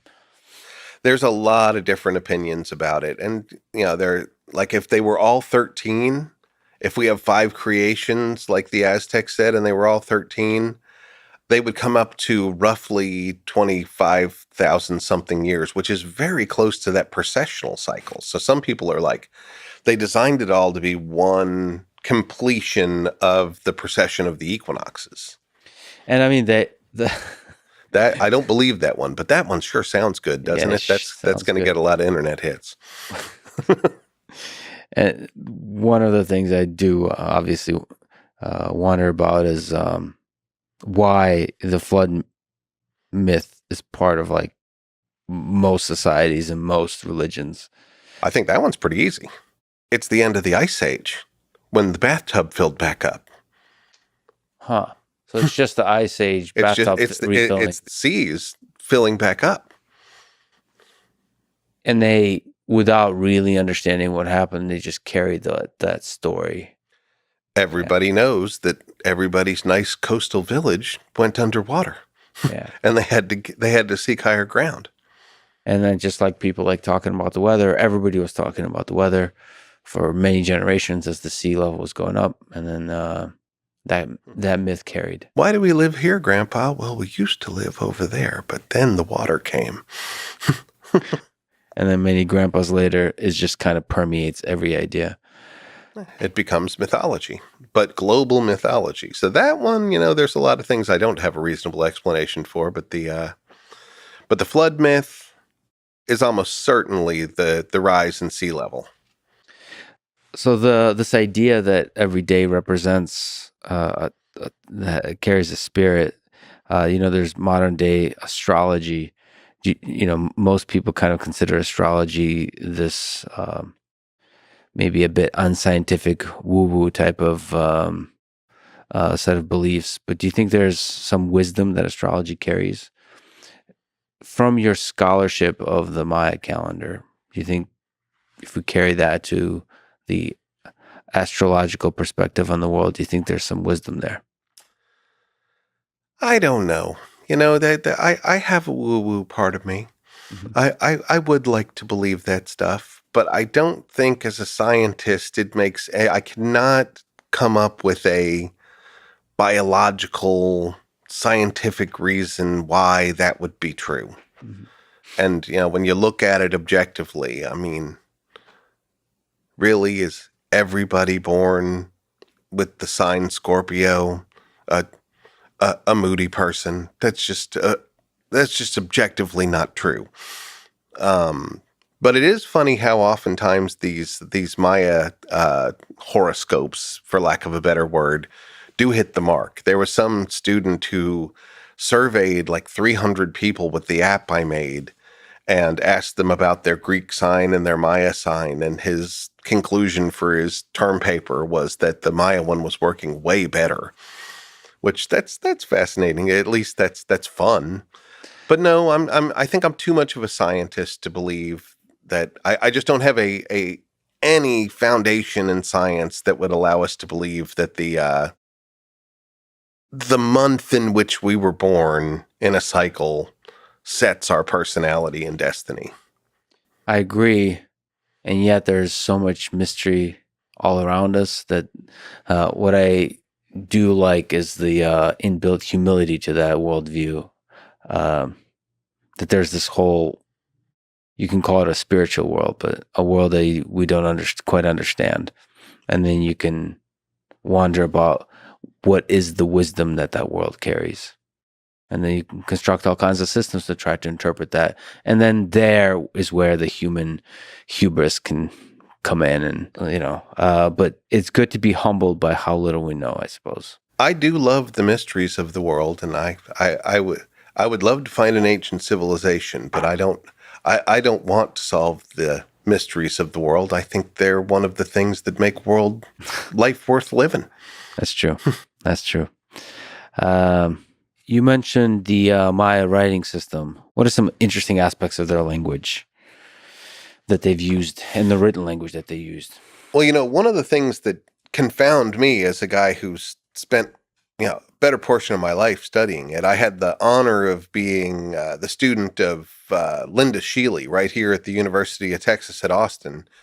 She got the group together who broke the Maya code of hieroglyphics in the 1970s. So Nice. I learned from the best and loved every minute of it. I miss Linda. Can you speak to that code, actually, the hieroglyphic code, and what it takes to break it? Oh boy, I mean, what a thing. We had kind of a Rosetta Stone. We had a page out of Diego de Landa's book, a priest who was converting the Maya in Yucatan, asked his informants about their writing system and what every sound meant. And he was convinced they had an alphabet like we do. So he got this Maya guy, sat down in Spanish, and he said, okay, you're going to write all the symbols right here in my book. Write an A here, write a B here, write a C here. And that guy just wrote all of the sounds that the priest told him to write. Mm-hmm. They were actually syllables. They were vowel, consonant combinations. They weren't an alphabet. But that turned into our Rosetta Stone of sorts. The big key is that the Maya still speak that same language. There are millions of Maya people who are speaking a version of Maya. Now, there's where I get confused. that we've got a single writing system that is intelligible. We've broken the code, so we know that it's basically the same writing system from the top of the Yucatan into Guatemala and El Salvador. But we have 33 Maya languages today that are mutually unintelligible. And we backwards project the language of what they spoke back then that the glyphs are in to something called Chol T, which is a combination of Chorti and Chol, two of those languages. But it doesn't work for me at all. How did, if there was one language, maybe two back then, how did it flower into 33 mutually unintelligible languages in just 500 years during acculturation and horrible infectious diseases that killed 90% of the population? How did that happen? So we're missing something huge here. I think it's more like Chinese, where Chinese letters, uh, uh, writing can be read in multiple languages and still understood. I don't know exactly the mechanics of how that would happen, but it just seems impossible that there are more languages, not less languages, in the Maya area after the last 500 years that they've been through. So you think that there's some kind of process of either rapidly generating dialects, or there always has been these dialects, or I should say, they're distinct languages, even though there's a common writing system? There must have been a way that multiple languages understood the same writing system. Or maybe there was something like Latin. You know how there was a period in Europe where like most people were illiterate, and there was this priesthood who all understood Latin and they wrote in Latin. Yeah. Maybe the hieroglyphs represent a kind of Latin in the ancient Maya world. But we don't really know, and there's not clear evidence to fill in the gaps of how it's possible to have that. Right. But we did realize it was actually a Russian scholar named Yuri Konorozov who broke the code. The Americans and the Europeans were absolutely sure that the language was, that the written language was a dead language. But Yuri, not knowing any of that, not being filled with all of those thoughts from America and Europe, went about it in the way that he was taught in his grad school in Moscow, and just went to the dictionaries. And he looked at Yucatec language that they're speaking today, and he applied it to the symbol system. And he knew that there were certain sounds. He used Landa's alphabet, and he found there was his two key examples were a picture of a dog with a symbol over it and a picture of a turkey with a symbol over it. And the dog, a dog in Yucatec is tsul. So he saw two symbols and he said, this one's probably tsu and this one's ul. And then the turkey was kuts. So it would be ku ending in tsu. And he showed how, look, this is tsuts, this is tsul. Those two things that should be tsu are the same symbol. And that began this process of unraveling the syllables that we're still working on today. That's fascinating. Just that decoding process is fascinating. Like, how do you even figure that out? And there's probably still, are you aware of any written languages that haven't been decoded yet? Yeah. Yeah, there's a number of them. There's Easter Island script. I was just talking to, we've apparently made a few advances there now. It's called Rongo Rongo. And we only have about maybe 25 examples of texts, but we're beginning to break that. There's also the big one is Harappan. Harappan, for a long time, we used to say there were 5 independent scripts on the planet. Mm-hmm. And those were Chinese, cuneiform, which is Mesopotamian, Egyptian, Maya, and then Harappan, which is from northern India. That's the only one that we've never cracked. And now all the epigraphers, the people, that's the term for epigraphy, is translating these languages. They're all ganging up on Harappan and want to kick it off the list because we can't break it. It had a big enough symbol set, but no one's been able to crack it. And now they're saying it's just an elaborate symbol set and doesn't reflect the spoken word. That's a hypothesis, but which is would explain why it's so difficult to Right. break.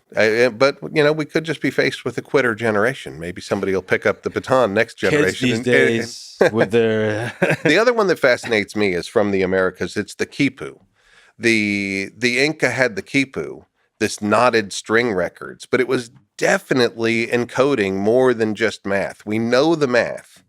I know lots. I can do the math quipus and figure out what they're totaling and things. Yeah, there's a yeah. quipu right there. Quipu are recording devices fashioned from strings historically used by a number of cultures in the region of Andean South America. A quipu usually consists of cotton or camel fiber strings. So there's a set of strings, and they're supposed to what? To be saying something? There's one long string that the little ones dangle off of, and each one of the dangling strings have sets of knots on them.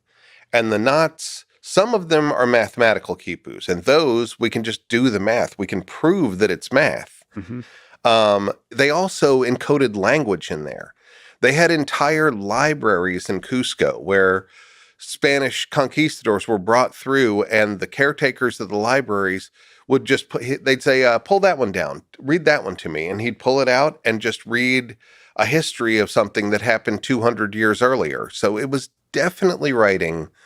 But in the 1570s, one head of the church there had all of the people that could read them, called quipu kamayaks, gathered up, had them read all of their quipus and transcribe them into Spanish books, and then had the quipus burned and those people murdered.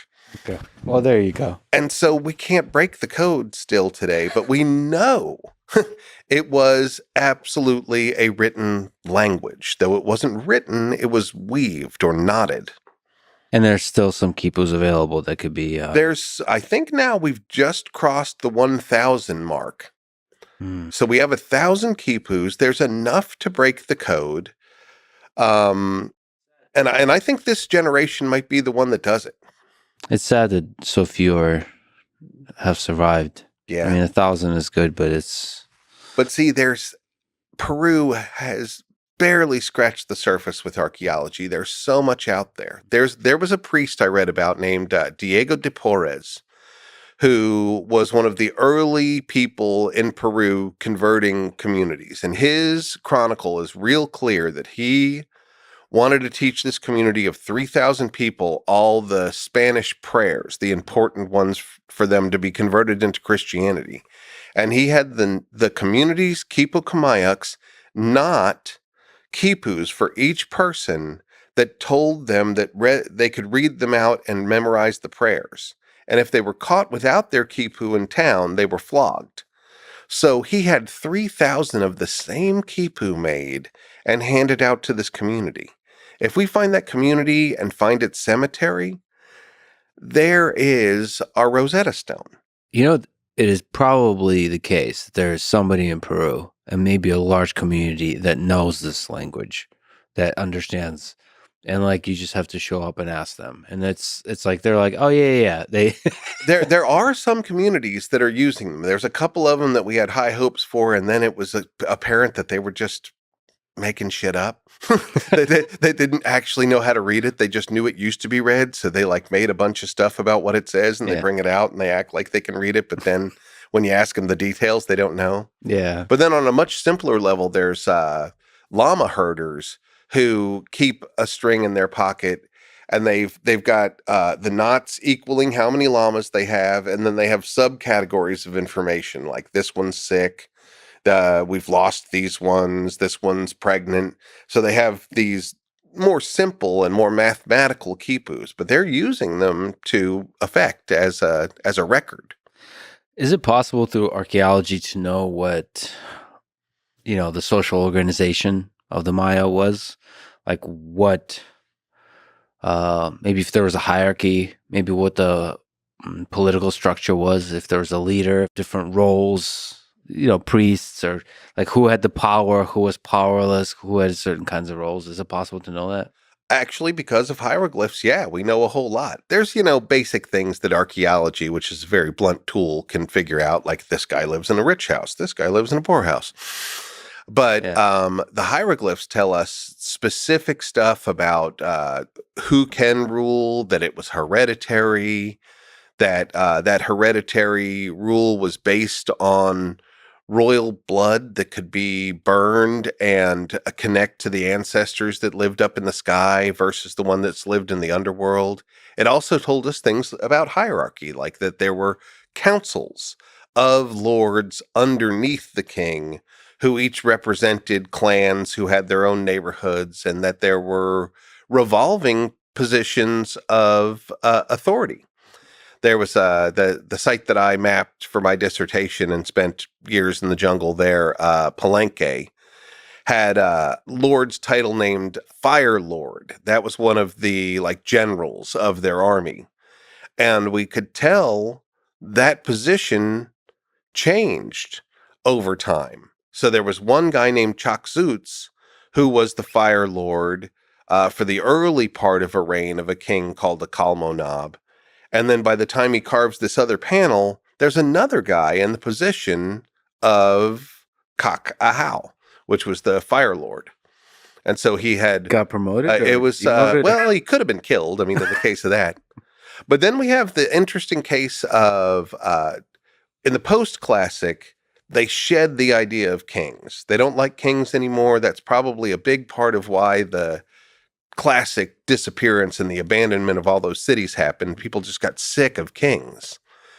And so they turned into this more council system at Chichen Itza. Mhm. But then when Chichen Itza falls, there's a new city that's architecture looks a lot like Chichen Itza. It's called Mayapan, but it has what is called the League of Mayapan, Mhm. and it has a council of representatives from the communities from all around the Yucatan, and it is basically a democracy. It is a Maya democracy that happens. The individuals from all around the Yucatan are there. They each family has their own council house at Mayapan, though they live back at their place. It's kind of like a Maya Congress. And Representative democracy. it really was. I mean, and this happens in I guess 1250 AD, Hmm. that this Maya democracy happens, and we know the names of them, we know the families, and of course they were humans. So eventually they screwed it all up. One family murdered another family, and the whole city burned. Yeah, and of course, it's probably some fascinating corruption, which is hard to discover through. Part of it was the Aztecs screwing things up. The Aztecs Yeah, came down with all sorts of like, we'll buy everything you're making. And then eventually they were like, could we maybe buy some humans? yeah. And then one family was like, no. And the other family was like, I don't know. They're making us a lot of money. So then, they murdered each other, and the water supply got polluted, and then the city burned. Seems like slavery, murder, and disease is a large component of the story of humans. Um, you mentioned different periods in the Maya: the classic, the post-classic, the pre-classic, the archaic. Can you just speak to that? So, archaic is before there was really a civilization. That was Yeah, archaic's pretty much when everybody's hunter gatherers. so the classic period was the golden age, and then the pre-classic is the interesting time that we were talking about, and the post-classic is when the democracy came about. Well, midway through it, yeah. Yeah. Reverted back to council systems. The Maya love to be part of councils. So yeah, we have pre-classic is like the origins of civilization. They're starting to build cities, they're starting to create their calendar, they're starting to create these wonderful works of art. And the classic period, if you look at 10 different textbooks for the Maya, you'll get 10 different dates that wiggle around in there. But basically, that's the age of kings to me. That's when these cities decide that they're going to organize themselves around elite royal families that have this magical blood that can contact their ancestors that are directly in contact with the gods. The Maya never contact their gods directly. They contact their ancestors who are up there, who act like liaisons to the gods. And so the Maya Age of Kings has these dynasties sprouting up where these people have, basically snowed the rest of the people, that they've got a special quality of their blood, and only their offspring can do the same trick and talk to the gods, where everybody, every Joe Maya can let their blood and burn it and contact their ancestor. But Joe Maya's dad is just a corn farmer who lives down below and he's got no influence over the gods. But the rulers, their spirits go down briefly, but then they go up into the heavens and reside where the gods are and can act as liaisons. So that's the validation for this kingship that happens for about 400 years. I know we say 250 to 900, which is kind of the encompassing edges of it, but it's interesting that it's actually specifically the ninth Baktun of their history. The ninth Baktun begins in like 426 and it ends in like 829. So it's a 400-year period of time. And before that, there were no kings. And after that, there really aren't kings. They're heads of councils. So I call it the Age of Kings, where everybody's following the directives of basically a despot. And for a while, that's great. I mean, cities build up, population's happening. I see it as kind of a cult of personality moment too. Strong, charismatic leaders inspire people to do great things together. But eventually, like happens all the time with power, too much power corrupts. All of a sudden, there's this unwieldy, huge elite class that has to be treated special by everybody else, and they start saying, "Well, I think we should fight with those guys, and you guys should go take these things." And people eventually get sick of it, and they walk away from these cities, and that's how we get the mysterious Maya collapse, where all these cities are just gone. That's one of the great mysteries of the Maya civilization is that over a very short period of time, like 100 years, it seems to have declined very rapidly. It collapsed. What do you think explains that? What happened? What I do you think think it's a failing of archaeology to properly see what was happening. I think that most of those cities, populations moved, no more than 20 to 40 kilometers out and started their own farm, and they lived in perishable happened? And all archaeology's signature sees is that nobody lives in the city center anymore. happened? We don't see a bunch of mass bodies. There's no evidence of people getting sick. There are certain cities that fought with each other at the end, and we see that signature plain as day. We know when a city was attacked and burned. Mostly that didn't happen. People moved and migrated, and it seems like right there around like between 800 and 900, a lot of the elites that were on top most of it was in the rainforests of northern Guatemala. They move. They move in two directions. Some of them move into the highlands of Guatemala, and some of them move up into the Yucatan. The city of Chichen Itza becomes the next big capital in Yucatan, but the word Itza is actually a word describing the people who lived around Lake Piten Itza in northern Guatemala. And all of the Maya are super clear about that the Itza came in as immigrants with these new ideas and created Chichen Itza. So the elites who were no longer welcome in their cities just moved and set up shop somewhere else. So why was there a decline? What was maybe the catalyst? Was there a specific kind of events that started this? Was this an idea that kind of transformed the society? We are still debating that. I don't think there is a single reason. I think humans are complicated. I think a lot of things led to this. One thing we can see archaeologically is that every one of the cities became overpopulated. They were too popular, and we think that they pushed the limits of their capacity to feed and house people. Mm-hmm. We see it in lots of the cities at the end of the Classic period that people are seasonally starving. I remember really stark evidence in Copan, Honduras. Copan was this beautiful city, lineage of 17 kings. But the last kings and the last elite burials that we dig from the city center, the teeth are the telling part. They get this thing when you're growing up and you're not getting enough food seasonally. It shows up in the enamel of your teeth. It's called dental hypoplasia. And if somebody's seasonally starving, it gets these lines in their teeth.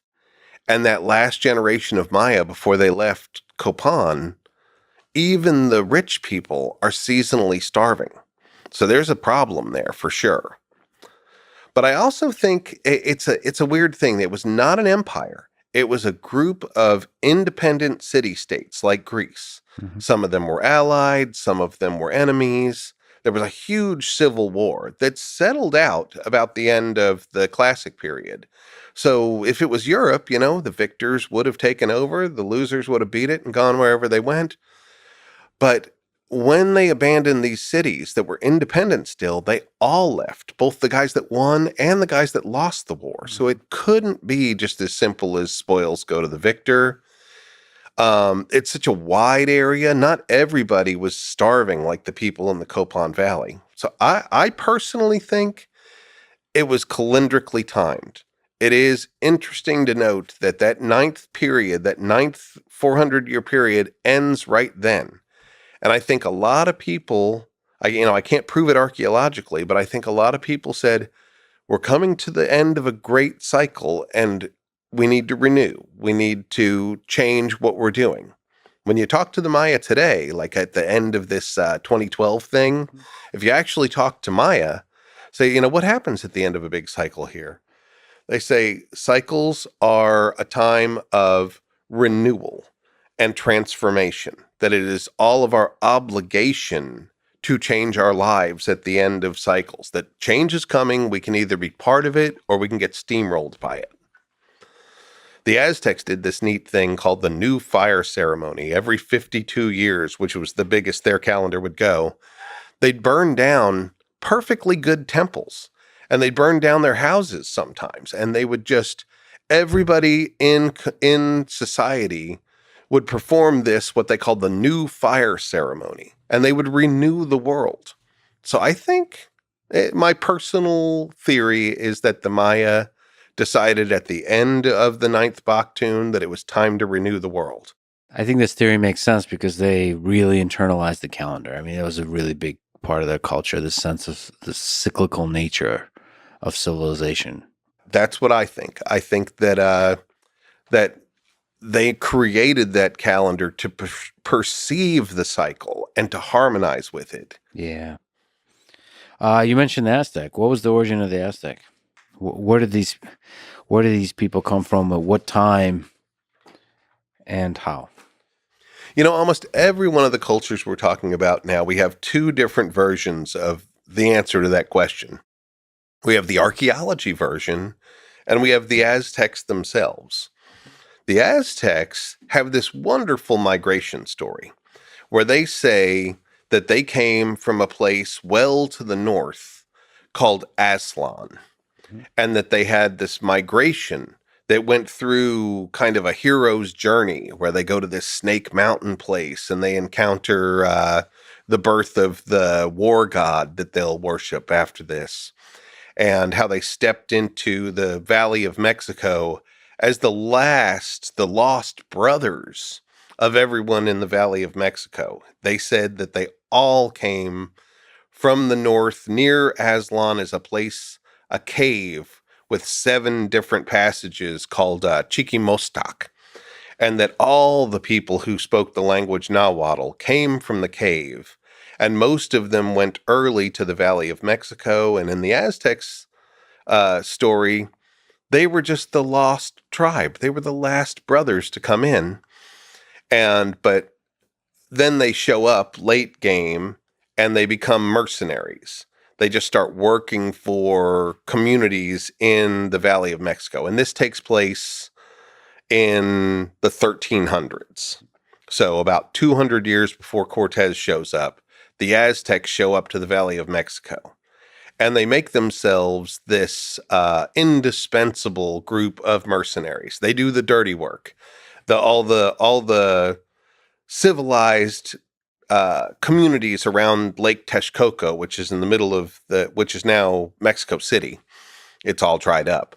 But those guys were too civilized to fight with each other. But they could hire the Aztecs to do their dirty stuff. So the Aztecs did that and really changed the politics in the game of the Valley of Mexico. The dirty stuff, so they're the muscle. Yeah, they'd go in and they'd kill whoever you wanted killed, and now you're the king of this area.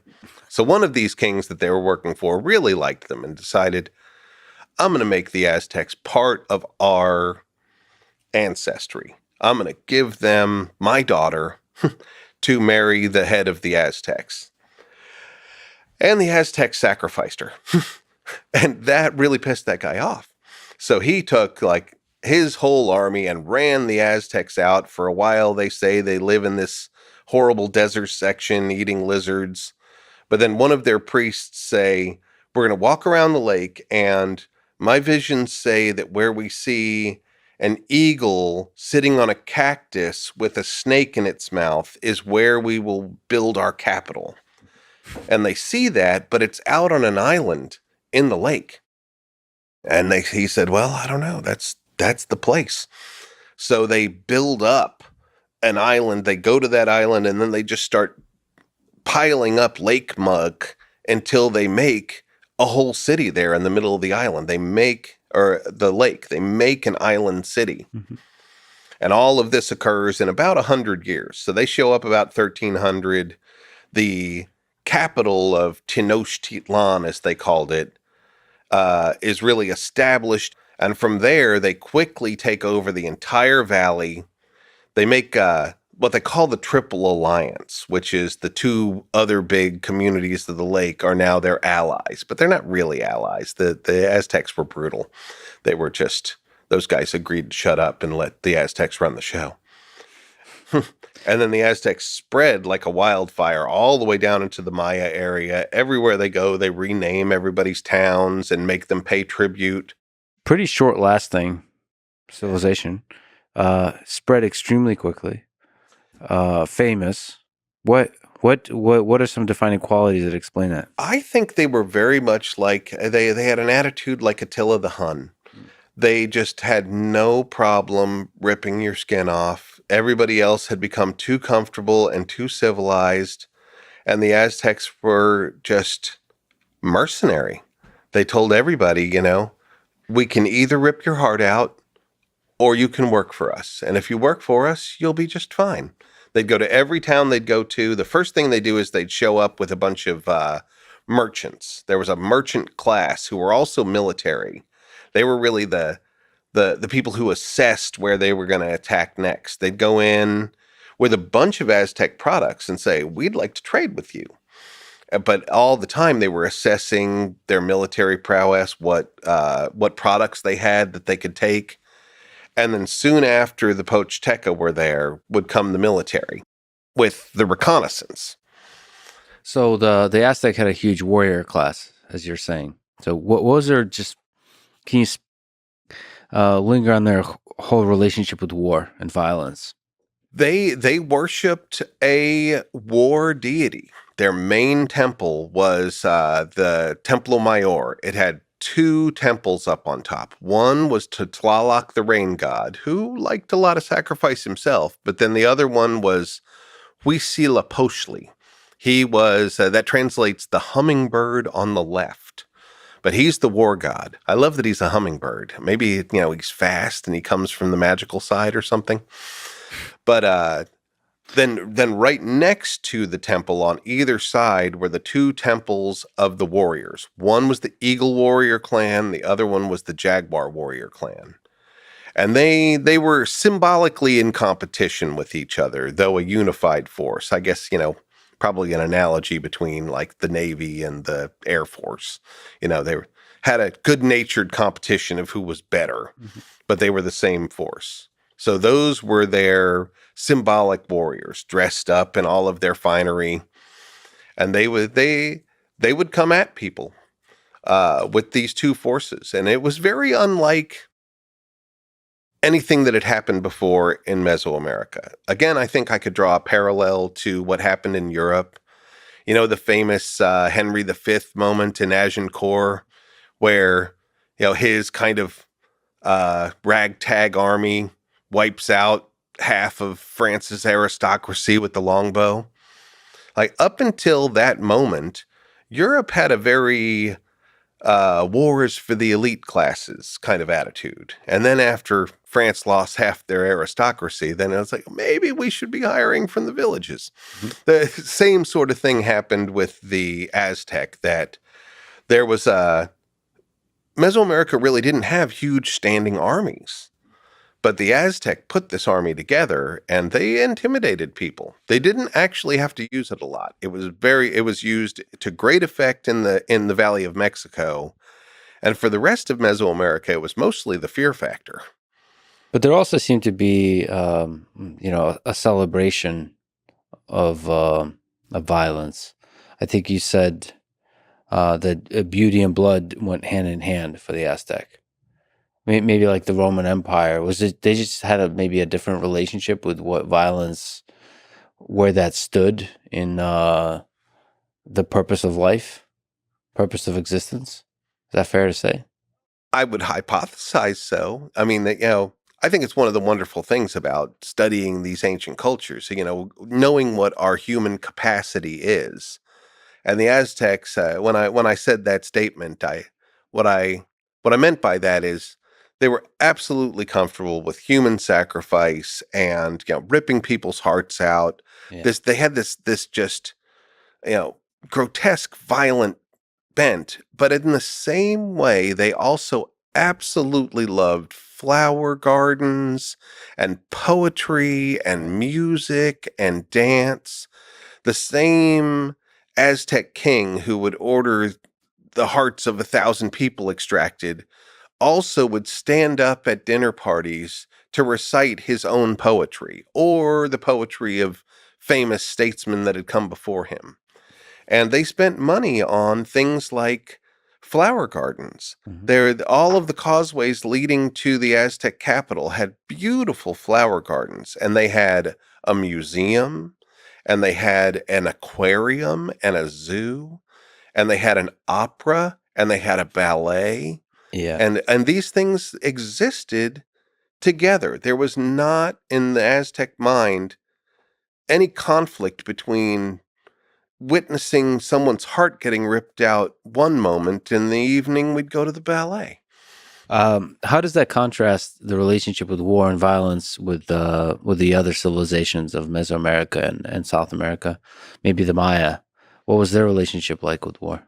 The Maya were certainly influenced by the Aztec at the end, so we get a skewed perspective from the contact period accounts, because the Maya were much more violent and sacrifice oriented in their post classic rendition. But in the classic period, it was mostly the priests and the king who were doing the sacrificing of themselves.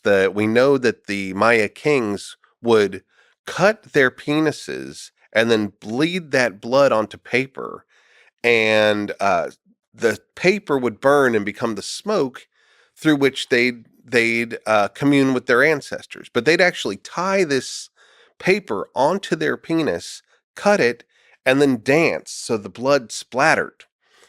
But it was them cutting themselves. It was Hmm. different than killing a bunch of other people for it. It was a auto sacrifice, we call it.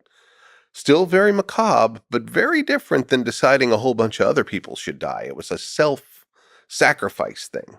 Can you speak to sacrifice a bit more? Animal sacrifice, human sacrifice. What role did that play in for the Maya, for the Aztec, for the different cultures here? Was that religious in nature? It was absolutely religious in nature, and the Aztecs were of the opinion that the war god demanded people were captured and sacrificed, and it had to be valuable people. There was a lot of before they made that big standing army, they had just ritual battles that they would have, and they'd take captives. In fact, all around Mesoamerica, they wanted captives so that they could bring them back and sacrifice them for the gods. And the Aztecs, deciding to specifically follow the war god, did this more than anybody. They did it so much and so successfully that they didn't have any enemies nearby. So they decided, this one poor sucker group not that far away called the Tlaxcalans, that they were never going to make peace with them, so that they could go close by every year and just have a little symbolic war with the Tlaxcalans and haul them back for a sacrifice. Cortez met those guys, and he was like, here are people who hate their guts. I'll just use these guys. So, we say, oh, Cortez took over the Aztec world. It was Cortez and 20,000 super pissed off Tlaxcalans. And the actual sacrifice, what? So there would be kind of these ritual battles, or is it chopping off people's heads? And like, is there some interesting rituals around the sacrifice? It's mostly heart extraction, sometimes heads, but they bring them up on top of the temple so everybody can see it. And they had a specific stone where they would bend them over so their rib cage would come out. And they'd use like a thick obsidian knife, and they had a really just like tried and true way to do it. They'd stab it in a certain place close, and then they'd push down on the sternum as they ripped up on the rib cage. And they just make a place where they could just rip it right out With their hand. Yeah, with their hand. Oh, But they yeah. were really just surgical about it. They'd use a thick obsidian knife where they could just break the ribs right along the sternum and then push the sternum down, pull up, and just. While the person was alive? Yep, while the person was alive. And the Aztecs had this idea, like there was a horrible drought that went on that almost ruined the entire valley, and they came to this conclusion that it's because we haven't been killing enough people. Right. We've got to bump this up. And then when they did, and they decided they really took it out on the Tlaxcalans, it rained again. So it was proof positive that they should just keep doing that. And they ate people as well. They really did. As part of the sacrifice, or is this After the sacrifice, then they would eat them. And this was part of the drought and the famine thing that started. But then it was just kind of the thing to do. When Cortez got there, they were still having certain special feasts that involved humans. And it really upset the Spanish that they would be like tricked into eating human. Like, hey, you liking dinner? That was a human. So the idea, was it actually having a taste for human flesh, or is it just these kinds of ideas of like, if you eat a person's heart, that you can get their spirit and their strength? And in the case of the Aztecs, it seemed like they just liked it. This guy Sahagun, who was a very responsible chronicler, that was pretty specific that like there was a distribution thing. yeah, Like the elites got butts. The butts were the best part. So the butt cheeks, really? those are the best parts to eat. And then like it went down the chain until some people just got like fingers and toes. Literally bought taste for the Aztec. Yeah. Boy. All right. They really did. They really did. In fact, that's what caused the have you heard of the Noche Triste, the sad night? The night that the Aztecs really go nuts on the Spanish and kick them out. It's all triggered by this one guy, Pedro de Alvarado, who's left in charge by Cortez, as Cortez goes to the coast and tries to talk to the new force, talk him into being for him, which he does. But Pedro Alvarado's left back in town in charge, and they're doing another one of these huge Aztec buffets and parties to honor them. And it happens. The guy says, hey, do you like dinner? Like, oh, yeah, it's a nice dinner. Well, it's humans. You're eating humans. See, I told you they were good. And Alvarado just freaks out, and he has the guards close the doors, and he murders everyone in the party. Women, children. Nobody has weapons. He just murders everyone. And that's what spazzes the Aztecs out to eventually murder Montezuma, who was their captive, and then try to murder all of them. And it was all Pedro Alvarado's fault for freaking out about eating humans. Just a little practical joke. Yeah, it was just, they thought it was funny. He did not. That's fascinating. I didn't realize. So I kind of assumed that some level of cannibalism would have to do with, eating the heart to gain the spirit of the person or something like this. But in certain like deer hunting rituals, things for sure. But the Aztecs, no, they just liked eating humans. It was part of the fear factor too. I mean, they could walk into a new town and be like, "You guys could either send us, a number of Quetzal feathers every month, or we could eat you." So that's psychological warfare and actual warfare. It worked, and that's how they spread quickly. Mm-hmm. And they were just about to take over the Maya when the Spanish came and messed everything up. They had the Maya surrounded, and they were about to take over the whole Yucatan. So you think without the Spanish, there would be this Aztec empire that would last for a very long time? Well, I think there would have been an Aztec empire. I think they would have finished dominating everybody, but they did it through hate, and everybody hated the Aztecs. Did. So it wouldn't have lasted forever. They did not. They were not ruling justly. They were ruling by force, and that can only go on so long before revolution happens. The Inca Empire, I think that would have gone on forever because they were really community oriented. Once the Inca took over, like no one in the Inca Empire starved. They built architecture. Everyone was safe. It was a society that could have lasted a long time. What was the origin of the Inca Empire?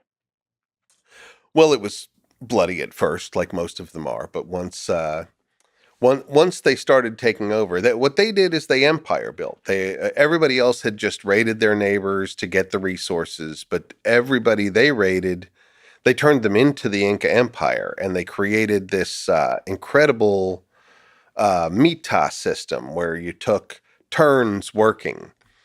And they created the road system so they could get groups of workers back and forth. So a town of, let's say, 5,000 people, the Inca would roll up with an army of 100, 200,000 people and say, would you guys like to be part of the empire, or would you like us to escort you to the edge of the empire? And if your mayor here agrees, then he can have a house in Cusco.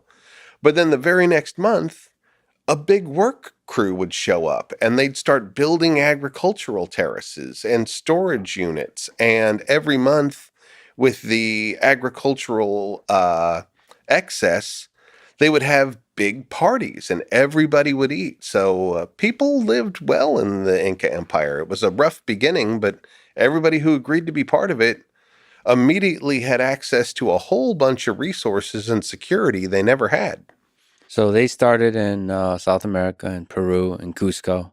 Cusco was like the center of it. Cusco, in their language, Quechua, it means navel or belly button. And it's up in the mountains. But there's 4 quarters. They called their empire Tiwantinsuyu, the land of 4 quarters. And the center of those 4 quarters was Cusco.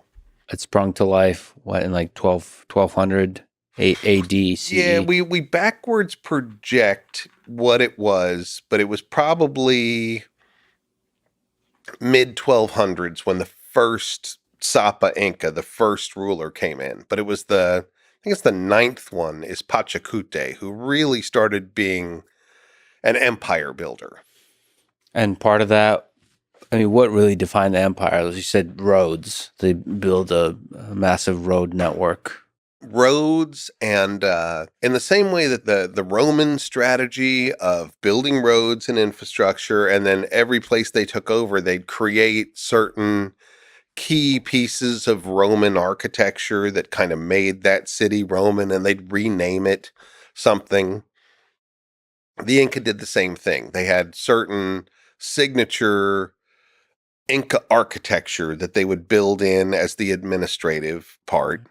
They'd send the Quipu Kumayak, the guys who would weave or not the Quipus, as accountants, and they would go through and say what everybody did. Okay, you're a good farmer, you're going to farm. You are a good weaver, you're going to weave. All the men here are going to take a turn at being part of the army. And they sent independent Quipu Kumayaks too. Every community had like 5 or 6 that were not allowed to work with each other, and they all had to independently send their Quipus back to Cusco. And if there were accounting discrepancies, they were called to Cusco to figure out who was lying about what. So there's like a super sophisticated record keeping system. Yeah. And that was the Quipu.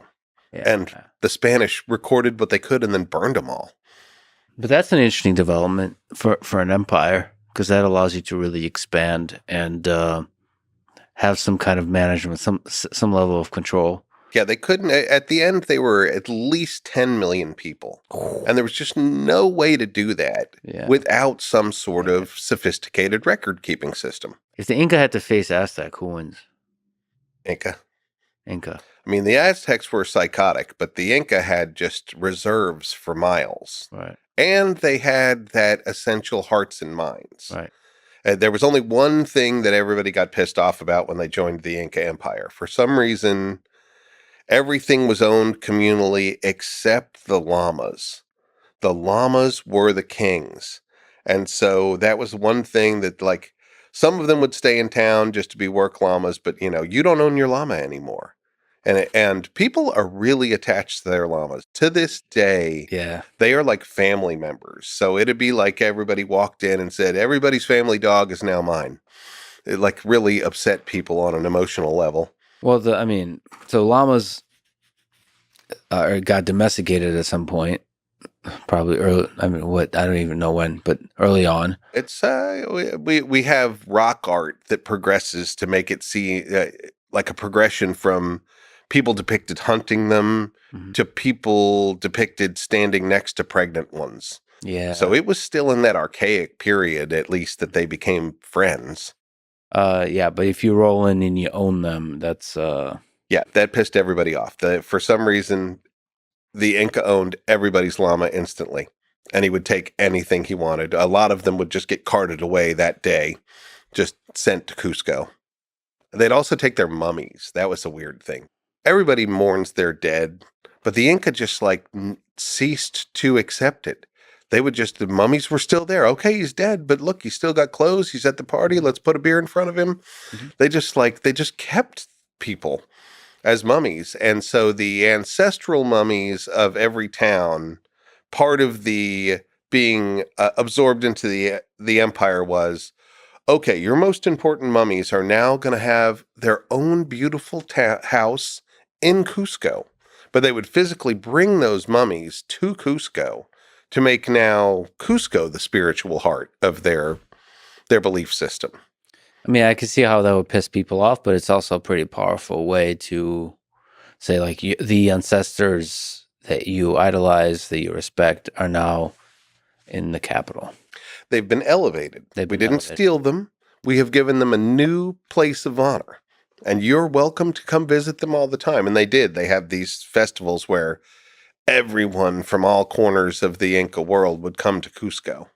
And which of the civilizations mummified people? Is it the Incas for sure mummified people, and even did some of that kind of like Egyptian-esque taking out of organs and preparing the body. They'd put like straw inside the cavity and mummify them. But the Maya didn't do it at all. The Maya, in fact, on purpose, would flood tombs with water so that the skin would float off the skeletons faster, and then they'd get back in there. It was jungly, so I think the bugs probably had part of it too. Mm-hmm. But then they would get back in there to get the bones. Mm-hmm. They'd open it back up and take the bones out and paint them with red cinnabar. The one that I was in Copan, we had evidence that they had gone in there 4 different times. And the last couple times, they only took the skull out and repainted it and then put it back in, articulated on the skeleton. But they didn't mummify. They, on purpose, would like grossly float the bodies so they could get the skin off faster and get to the bones. But would they keep the bones? Yeah, they'd keep the bones. And they'd pull the bones out occasionally and do rituals to them or commune with them and then put them back in. So there's still a deep connection to the ancestors, to the physical manifestation of the ancestors then. Yeah. Like whether mummified or bone. And to this day, like if you do an excavation here in the United States, Native American people don't like it. They don't like their graves, which is fine enough. I wouldn't want somebody digging up my grandma either. Mm-hmm. But the Maya, they love it. They love it. Every Maya person, if we find a grave, they're like, yeah, look at that. Bones. Cool. Can I touch? Yeah. Great. They're not spooked about it at all. They think it's exciting. I one time helped out a physical anthropologist in town in Copan to get a osteology collection together of various animals. So if we got bones from an excavation, we could see what kind of animal it was based on the collection. And this family said, "Well, our family dog died last year and buried him in the backyard. You go dig him up." And so we were like, "Okay, yeah. Well, I mean, we do need a dog. We'll go dig up your dog." And then they were like, "But the kids really want to help you." So their kids came out, Yeah. and this was like their puppy, and it died, less than a year ago. When we got to it, one of them just like grabbed up a bone, and he was like, "Huesicitos, like little bitty bones, yay!" Like, what a weird attitude. That's your dead dog there, but they have a different relationship with the dead. In some sense, that's a beautiful attitude, right? I mean, Yeah, why pretend like we're not mortal and there's not? This is just the process of it. And it's kind of, as you say it now, it kind of would be cool. that's what Day of the Dead is all about, and I love Day of the Dead. Halloween's this creepy thing where they're all monsters, but Day of the Dead is this beautiful time where we remember our ancestors. I convinced my kids after the movie Coco came out. Now we have an altar with all of our great grandparents on the altar, and we talk about who they were and how they lived, and we put things on the altar that mattered in their life, and we remember them on that day. And it turned something that was a weird eat too much candy and wear a monster mask thing into something beautiful where we discuss where we came from. I have to ask about the giant stones that Inca has been able to somehow move and fit together perfectly. Do you understand? Is it understood how they were able to do that so well? No. um, the moving of it, I think that we have reasonable theories. There are ways to pivot large weights. There's a great guy named Wally Wallington, a retired contractor here in the U.S., who built Stonehenge in his backyard in Minnesota single-handedly, showing how you can move big stones. So I think Wally's already figured out how to move them. It's the perfectly fit, so carefully fit together that you couldn't even put a dime in between the stones. That's the one that I think still has people baffled. The common archaeological wisdom that you'd find out of a textbook is that they just kept pecking away at it with hammerstones and setting them and resetting them until they were perfect, which has to be bullshit. That is, there is no way that they just were that meticulous. I mean, everybody's got a hammerstone. I personally think it's acids. I think they melted them together. And there are weird places when you really look at closely to these stones, which I've done a number of times. I'm going back next month to Machu Picchu and especially Cusco. I walk around in the alleys where these 500, to 1,000-year-old walls are still there. And I see things like the crystals in the andesite are almost stitched together along the seams. Like there's the andesite around it is melted and the crystals haven't. And there are other places where there are weird wipes on the wall. Like it's just melted, like somebody like took a rag and wiped it while it was soft. Lots of talk about soft stones turning hard too. I haven't been able to prove it. This is one of these, end of my archaeological career chapters. I'm either going to prove myself wrong or prove it, but I think they used acids. My dad's a chemist, and he told me a long time ago that there's no naturally occurring acids. But my current theory, actually, I got the idea initially from the show Breaking Bad. I don't know if you ever saw that show, but there's a point in which they're trying to dissolve a body. Yeah. And they're using hydrofluoric acid, and it goes right through the ceiling. That hydrofluoric acid is so fascinating. It won't go through plastic, and you can also bring it in inert parts and then combine it. The Inca made tons of jewelry out of fluorite. Fluorite is big in the Andes. And they also mined a lot of things for gold and silver. And the byproduct of that mining is sulfuric acid. You put sulfuric acid and fluorite together, and it's hydrofluoric acid. And that will burn through andesite or anything. And if you learned how to do it, judiciously, and that you didn't care whether, servants lost an arm or two, then you could actually use them to fuse these together. And I think they're fused together. I asked the city of Cusco if I could take some core samples, and they said, "Go away, gringo. Don't touch our walls." So this next time, I'm going to go try to talk to the more Quechua authorities in a place called Ollantaytambo, and maybe I can convince them. But right now, they just think I'm a weird ass gringo who wants to put holes in their walls. That's a fascinating theory. And so how could you get to the bottom of that?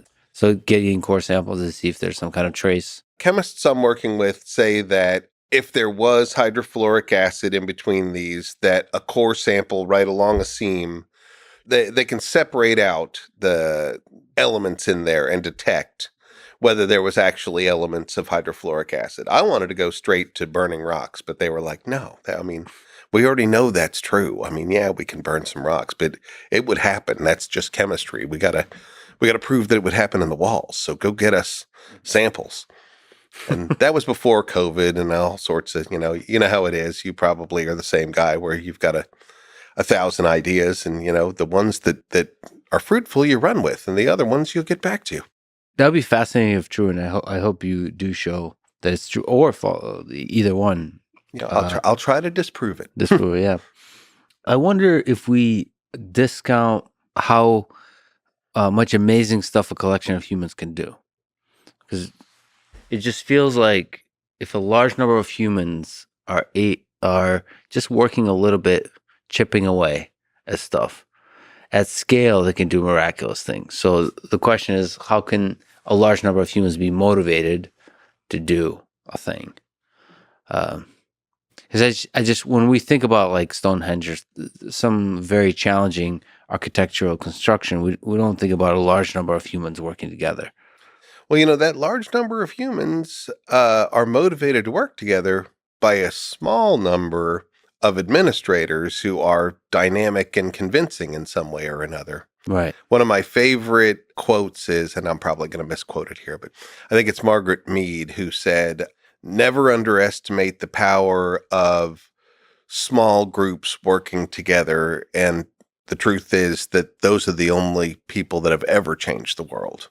That small, dedicated groups of people are what change the world. Yeah. And they inspire big groups of people to embrace their vision. Yeah. Yeah. Yeah, I think we sometimes underestimate how much humans can do across time. And we are scale. way less capable than we used to be. The average human had all sorts of skills that at least I personally do not. I'm wearing a shirt, but I can't make a shirt. That's for somebody else to do.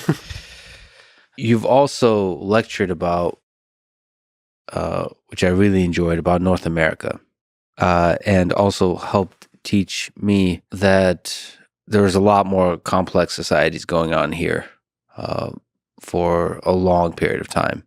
So maybe can we start at the beginning? Who were the early humans in North America? Well, we go through that Paleo-Indian and Archaic period for thousands of years. As we started this conversation, probably, 30,000 years is a conservative now. Humans first enter the Americas. But the first cultures we get here are mound builders around the Mississippi and to the east, and then also a totally separate group in what we call the American Southwest now, the Four Corners, who will develop into mostly the people we call the Pueblo people, who are still there today, like Zuni and Hopi people. So we've got these two clusters. The very first major community in North America is in the most unlikely place. It's in northern Louisiana. People think I'm crazy when I say this, but there is a pyramid in northern Louisiana, a big one, at a site called Poverty Point, that is 3,500 years old. So it's the same age as the pyramids in Egypt. And it is a giant thing just poking out of the bayous of Louisiana. And people don't believe me when I say it, but it's there. The mound builders. What was that society like in comparison to everything else we've been talking about in Mesoamerica and South They America? evolved over thousands of years. We call them mound builders. This is something I, object to. I think we should have a better. We do the last version of them. We call them Mississippians now. But generally speaking, we call all these guys mound builders. But what they built were pyramids. They look like mounds now, and they didn't build them out of stone. That's kind of our just inherent Western bias. Something that's built out of stone is sophisticated, and something that's built out of dirt is rudimentary.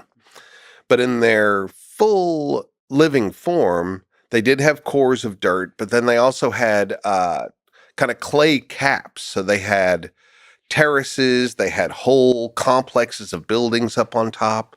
There were kings that lived up there. There's the biggest of the Mississippian cities is called Cahokia, and it's right outside of St. Louis. And it was huge. It had a population of 20,000 people and pyramids all over the place, a huge palisade wall around it. It was absolutely gigantic, a thriving metropolis. And we in America have kind of a collective amnesia. Like we never hear about these massive civilizations.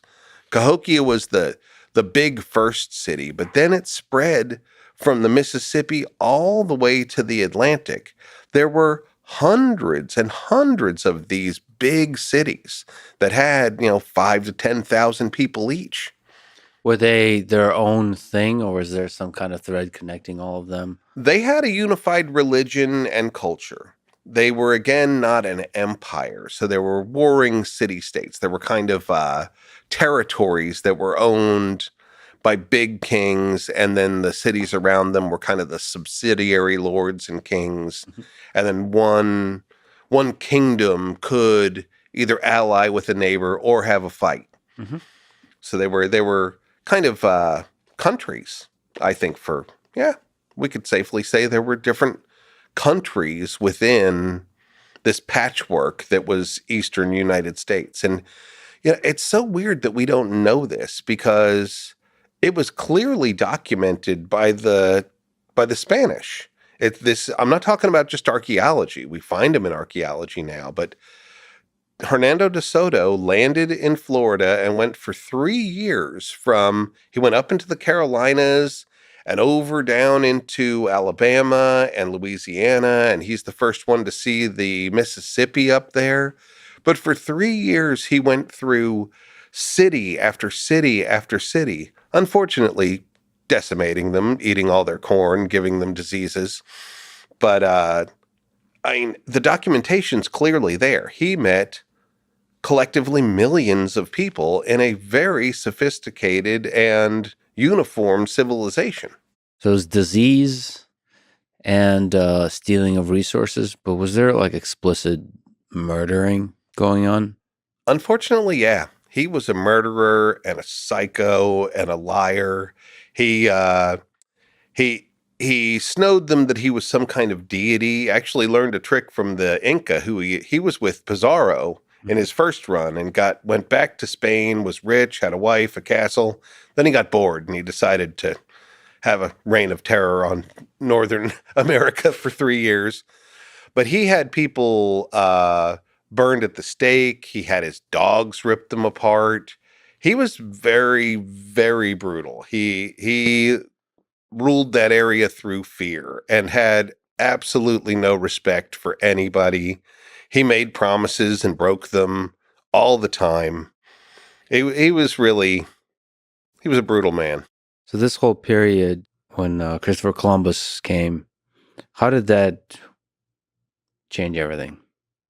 Well, there's a great anthropological body of literature. It's called the Columbian Exchange, based on Columbus, but it's all this trade back and forth between the New World and the Old World, and The old world got just wonderful stuff. All of a sudden, their diet didn't suck. All these vegetables came in.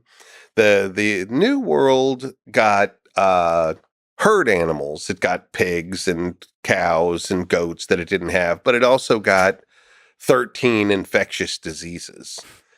Europe had wave after wave and kind of had herd immunity on a lot of things, but it didn't actually go away. It just couldn't spread like a wildfire through the community. So when they arrived to the Americas, all of a sudden, these just a pile of horrible diseases hit people. I think in the first 20, 30 years, there were people who like had contracted multiple deadly diseases at once and died of them. But the numbers, it's a shameful part of history, and it wasn't something that Europe perpetrated on them. The medical science at that time was still the four humors theory, that people were made of yellow bile, black bile, blood, and phlegm. And we did things like, well, you've got to bleed him. He'll feel better then. So we had no idea what an infectious disease was. But the reality was that this horde of diseases hit everyone. And the numbers are now saying in the first 50 years that 90% of everybody was dead. And that the number of people has increased as well. As far as our estimates, we're thinking it's somewhere around 150 million people. And 90% of them died. And with them, all their knowledge. Just, I mean, imagine the moment where, who dies when things get bad? It's the young and the old. So all the knowledge keepers die suddenly. The children die. This next generation that's half taught and now completely demoralized, thinking that this is a spiritual attack, that their gods hate them, that the only way out of it is to accept this new Christianity.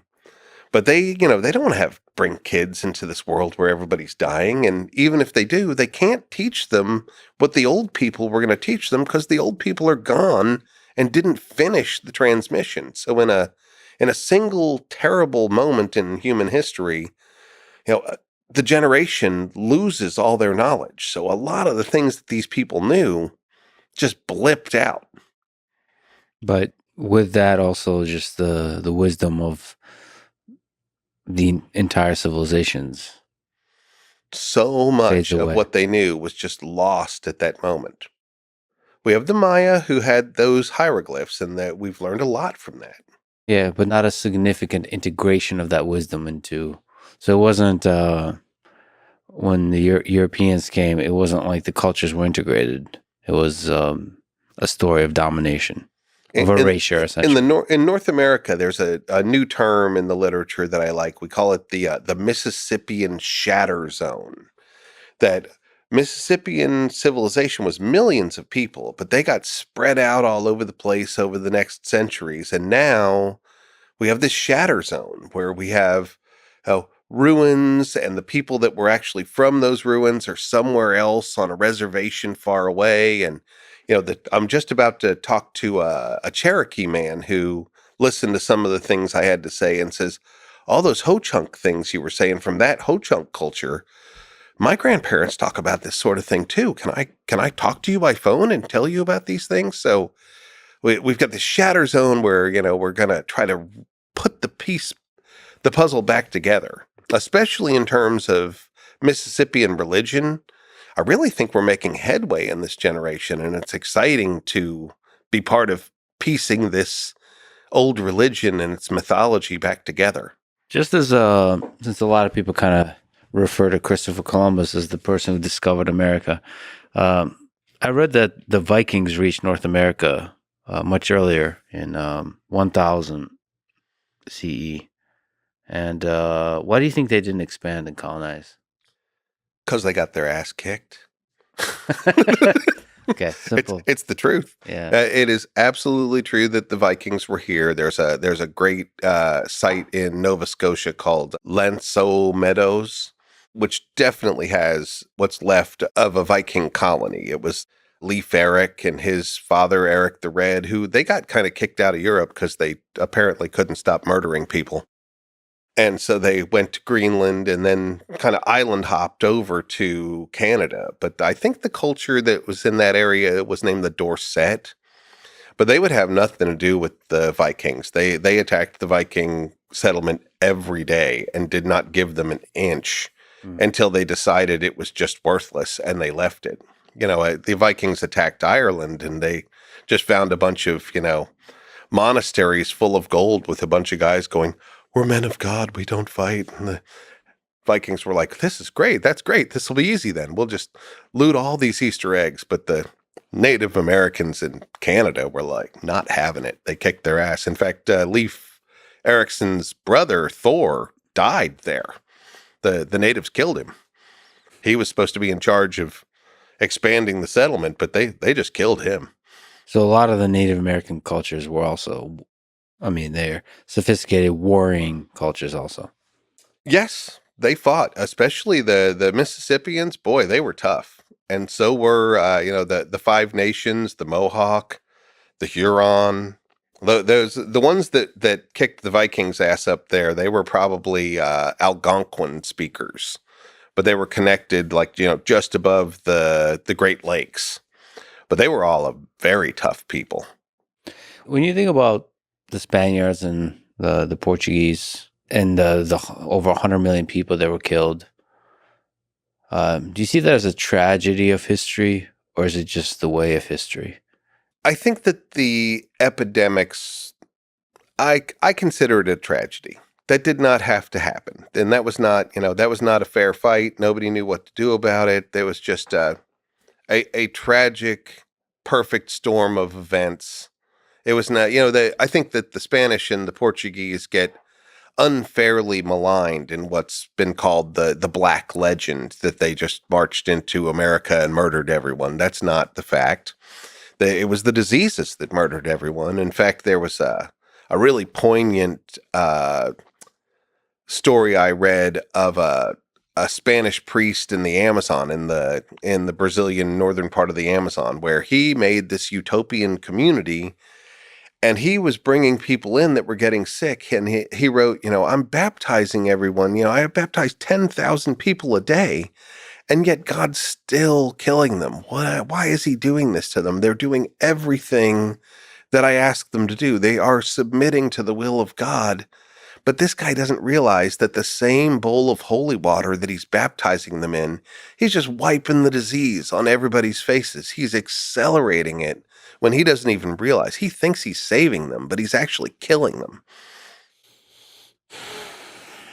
Yeah. That's Yeah. that's a tragedy. That's not just like spoils go to the victor stuff. That's just straight up tragedy. Yeah.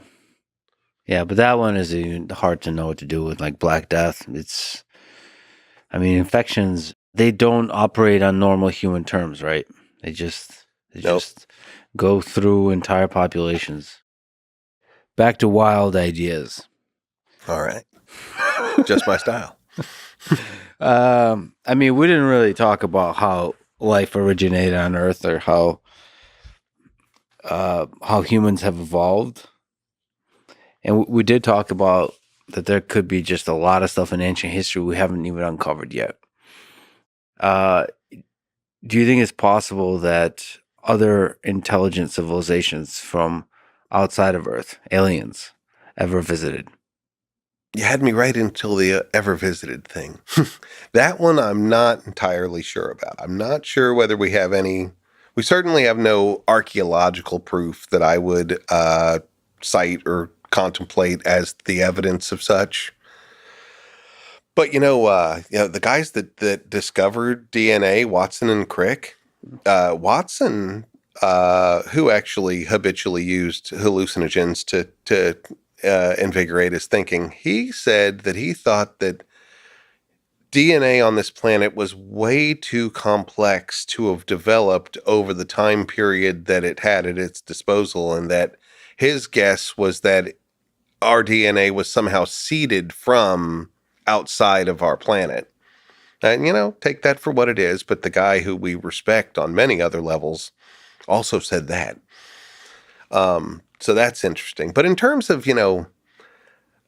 aliens visiting us, I don't know. It does smack of a kind of human hubris that we think we're important enough for some advanced species to give a shit about us. Statistically speaking, the universe is way too big. We can't be the only sentient beings. There's got to be somebody else out there. Whether they care about us, that's a question. I've been on Ancient Aliens a number of times. I show up and, I'm an educator. I mean, refusing to be part of the conversation is an immediate fail in my book. But there was one time where they asked me at the end, do you have anything else that you want to say? And I said, well, yeah, y'all's premise is that aliens came down a long time ago and they gave humanity these wonderful gifts of, science and medicine, engineering, all these things. Today, we also have a lot of stories of the aliens coming down, but now all they're doing is mutilating cows and sodomizing rednecks. Mm-hmm. Like, whatever we did, we super pissed them off, apparently. The quality of the gifts has decreased rapidly. It's an interesting thought you've mentioned. What archaeologically would you have to see to be like, this might be an alien? A technology that doesn't belong there, first and foremost. I mean, we gotta, if we just run with the premise that somebody was capable of making a vehicle Mm-hmm. that could get them from somewhere far away to here, that was almost certainly mechanical. Now, I love the aliens thing where, biomechanical is something that certainly could be, and that would, that would disintegrate. We wouldn't see that at all. But I would expect some kind of technology that showed up out of the blue and changed things. That would be something. But I would think, mechanical, Right. or, a substance that's not from here. But of course, we would only see the results of that mechanical. You mean like literally a mechanical thing? Right. Some sort of thing like that. The typical thing people say is like, how did they move these giant stones? Right. But, just look at that on the face for a second. Aliens come from across the universe to meet humans, and the thing they tell them is how to move rocks. Are you fucking kidding me? I mean, like give them antibiotics or a combustion engine or something. They came across the universe and they showed them how to move big rocks. I mean, that doesn't make any sense. That just doesn't make any sense. What do you think Earth will look like 10,000 years from now? That's an interesting question. I think it will be a lot more automated, or it'll be a smoldering pile. I mean, there is a possibility we could end ourselves. There's always that possibility that we've really opened Pandora's box in some regards. I did listen to one of your podcast guests with the what would happen in the case of nuclear war. Yeah. That was chilling. Her opinion was certainly we would burn everything to a crisp within minutes, apparently. So we have that capacity. That's scary. That's a possible future for us. But I'm an optimist. I'd like to think that guys like you are going to make friendly robots who make my job better. But 1,000, 10,000 years is a long time. And technology is improving and becoming more advanced rapidly, and the rate of that improvement is increasing ever more. So that's the part that frightens me, actually. I don't know. Does that frighten you? yeah, it's terrifying. I heard somebody say, I forget who it was, but systems of any kind, human systems, biological systems, can be put on a graph that's change over time. And any graph that the change is way faster than the time, and the line starts going straight up, that is a system in crisis. In almost any biological system that has that fast a change over that little a time, any other thing, you'd describe it as a crisis. Mm-hmm. When you apply that chart to technology's change, it's a crisis. From that perspective, absolutely. But I also have a faith in human ingenuity that we humans like to create a really difficult situation and then come up with ways to get out of that difficult situation. And in so doing, innovate and create a lot of awesome stuff and sometimes cause a lot of suffering. But on the whole, on average, make a better world. But yeah, if it, like with nuclear weapons, the bad stuff might actually lead to the death of everybody. I guess there's always that chance. But I am an optimist. I think you're an optimist too. I think exactly as you just said. I think that the greatest capacity of humans is our ability to innovate, and we are never more innovative than when we're under distress. I think that a lot of the developments of humans over the last thousands of years have been about, we didn't change the world when we were comfortable. It was when we were in crisis. Necessity is the mother of invention. And I think we'll be all right. I think that this impending climate crisis is real and happening. I actually personally think that I'm gonna answer a question that you didn't even ask me. Great. I think we're wasting our time thinking that we can reverse this. We're delusional. I'm all for electric cars and being good stewards of the environment, but we are wasting our time not technologically adapting to what's about to happen. We're spending too much time pretending. The average American thinks if we all just drive electric cars, we'll be okay. That's bullshit. That's not going to happen. We need to start making technologies that desalinize water, that a host of things that we need to use our technological capacity to accept it and adapt instead of Pollyanna thinking we can make it go away. Yeah. Yeah. Kind of accept that the world will change and a lot of big problems will arise and just develop technology that addresses them. I think you have some guys that have their finger on the pulse there. We need to start thinking about how we're going to survive this, not that we're going to make it go away. And not just survive, thrive. Mm-hmm. Again, we're pretty innovative in that regard. But if some catastrophic thing happens, or we just leave this planet, what do you think would be found by aforementioned alien civilizations when they visit the anthropologists, the grad student anthropologists that visit Earth and study? How much of what we now have and love and think of as human civilization will be lost, do you think?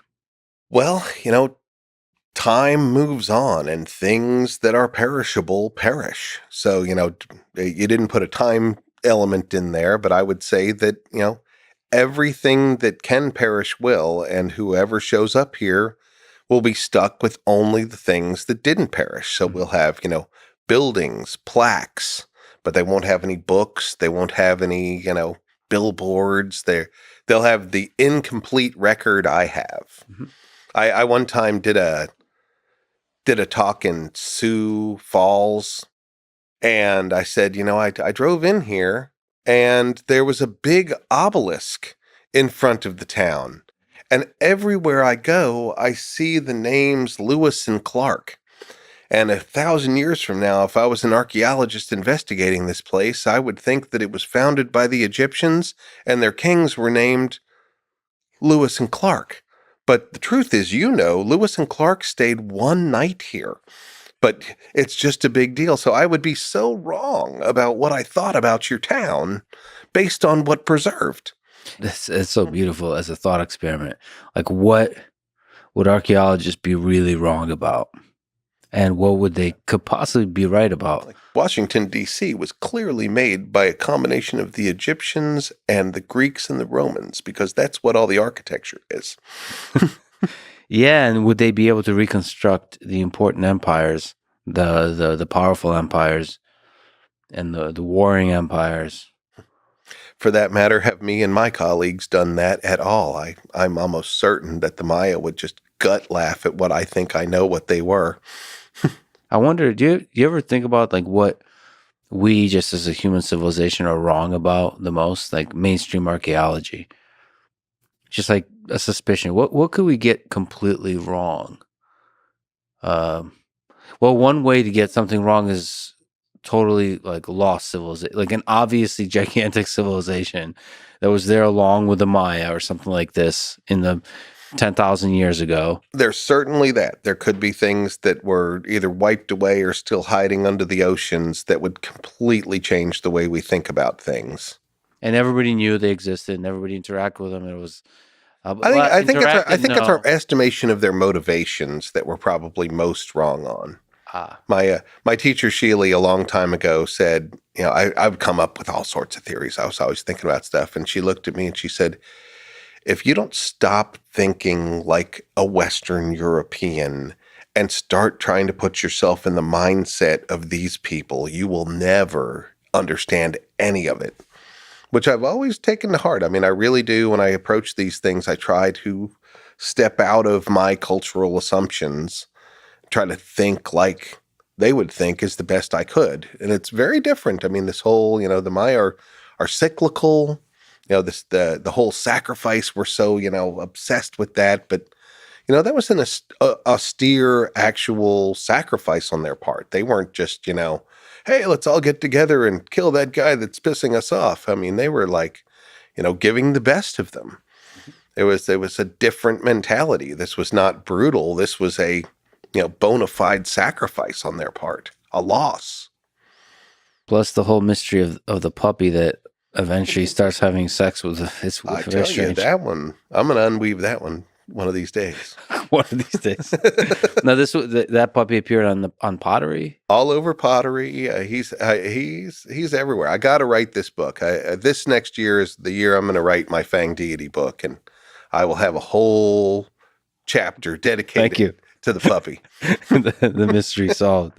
I mean, it could just be the birth of memes of humor. I don't know. I mean, again, humor. You don't know what the nature of their humor, of what their jokes are. Oh, that's a neat one too. Then that's so human. I'll tell you a little like side story here that when I worked with the Maya people in Palenque, I spent 3 years making this map of the city and hiking through the jungle every day. And they would talk to each other in their own language. It was Celtal was the group I was working with. But I noticed after a while they were big jokers. They loved to make jokes and they would laugh at jokes. But then they would also, one of them would say something and the other ones would go, hoo hoo. And I eventually asked, what is that? Why do you guys always make that hoo hoo noise? And he said, that's because he made a really smart pun. It was like he said 3 different things at once. It was a turn of phrase that was smart. And they didn't make laughs at that. It was they had a noise for when somebody said something just super clever. Yeah. So there's also that, like, just clever turn of speech. Yeah. Wit. And I think about that when I'm a hieroglyphic translator.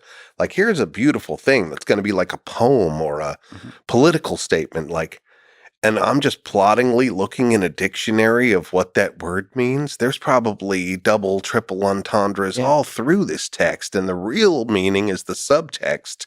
And I'm thinking they're talking about corn, and they're talking about the nature of life. Yeah, it could be satire. It could be, as it was in the Soviet Union, when there's a dictator, maybe there's an overpowering king. You're not allowed to actually speak. You have to hide the thing you're actually trying to say in the subtext. So, and all of that. There was a funny Maya ceramic that had the ceramics are neat because they don't the monuments can be kind of broken records. I'm the king. I was born this time. I beat these people up. I married this woman. I died. Yeah. But the ceramics will tell us like things out of mythology stories. And there was this one with a rabbit looking at the merchant god, and nobody could translate the text. And finally, this Eastern European, actually a Ukrainian guy, translated it. And the rabbit saying to the merchant god, "Bend over and smell my ass." And like, oh man, we were expecting this wonderful piece of mythology, but no, it translates "bend over and smell my ass." That's great. That's human. As we mentioned previously, human nature does not change. You mentioned Palenque mapping it. It's just out of curiosity, like, what is that process like? It seems fascinating. Oh, it was a great adventure. I loved it, but it was difficult. I woke up every morning thinking, I will be hurt today somehow. I don't know how. I don't know how badly, where on my body it will occur, but it's going to happen What, because it was the jungle. so in the jungle, what's the process like? Like what do you have to do to map it? Well, it was tricky too because it was also a national forest. So the forestry department didn't want us to cut down anything more than we had to. So we basically just cut tunnels through the foliage, and we'd map everything twice. The first thing we'd do is I'd go in, find a building, draw it on a piece of graph paper, and I'd say, like, you guys go north, you guys go east, west, find other buildings. And when you find them, pace back to this one. And so I'd start making a map, and I'd make the whole one piece of graph paper was enough to, then we'd bring the machine in. We'd bring the laser theodolite and get really accurate information. But on that piece of paper, I would write, like, don't bring the machine this way, there's a tree fall, or stand on top of this building and you'll see 4 different buildings at once from this one. Nice. And all of this is in dense jungle. Right.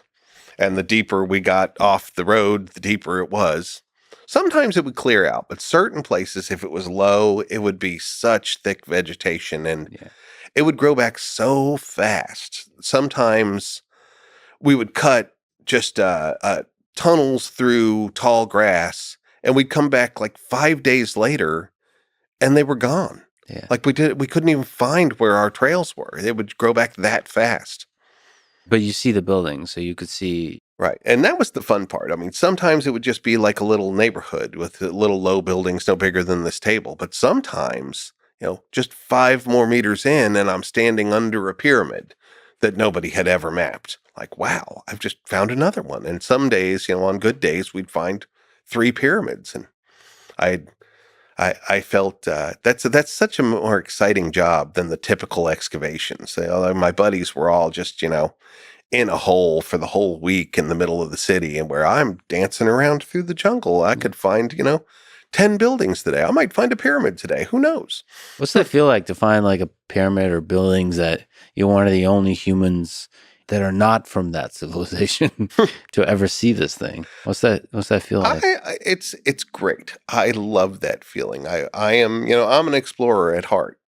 So finding something like that, when I was 25 years old, I found a whole Maya city.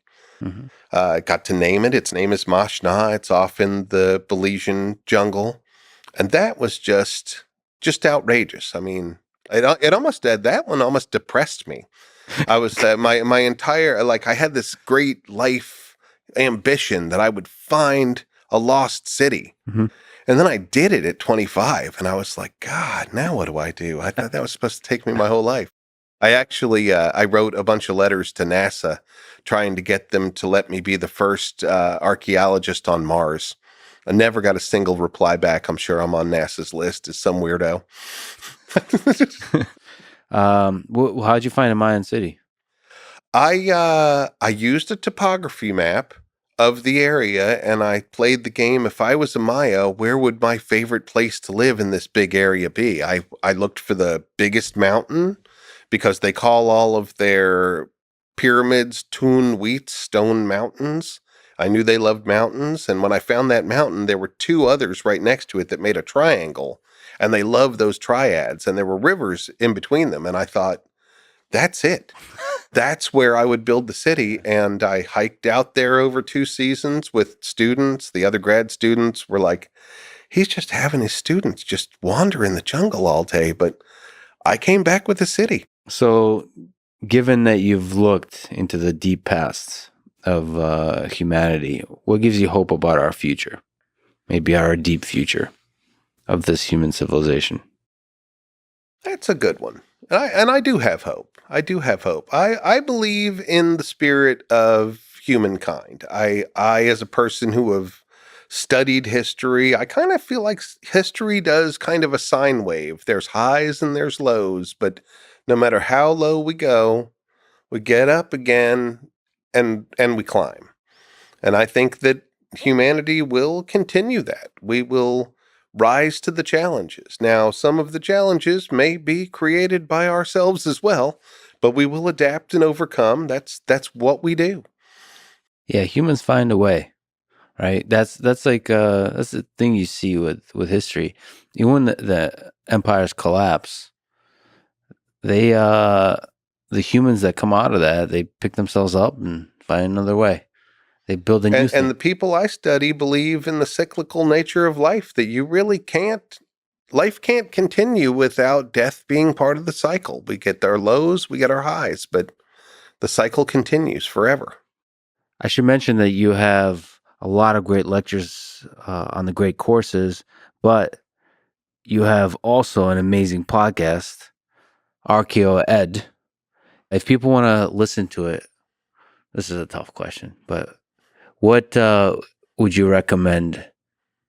What episodes should they listen to? What's the entry Oh, that point? is a tough question. What is the sampling? You know, it's like asking a chef, like, what's the best stuff on the menu? Well, uh, different strokes for different folks. yeah, I do two different things on that podcast. Sometimes I just teach about cultures that you've never heard about, or yeah.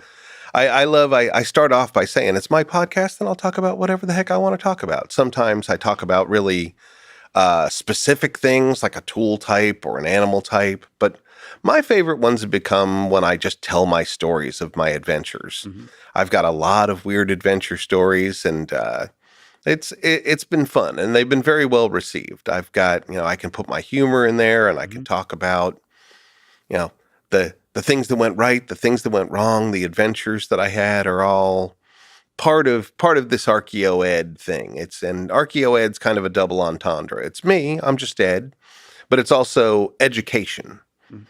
What I'm really trying to do with this too, it's specifically the Americas. I want to be part of the reawakening that there were these great civilizations here, especially North America. I I think that we have a group amnesia that there was no great civilizations here before Europe showed up.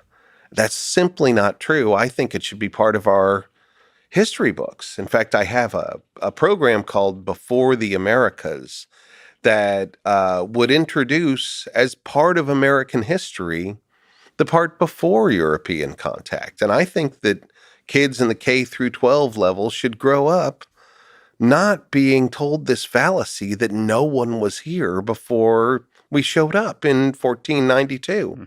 And one of these days, I'm going to find a funder to help us put together Before the Americas, and we're going to make it part of the curriculum for every kid in the U.S. to know the full history of this country. That's a great project. Ed, thank you so much. Thank you for talking today. Thank you for all the fascinating ideas that you put out into the world. And I can't wait to hear your new course. Thank you so much, Lex. It was a real pleasure.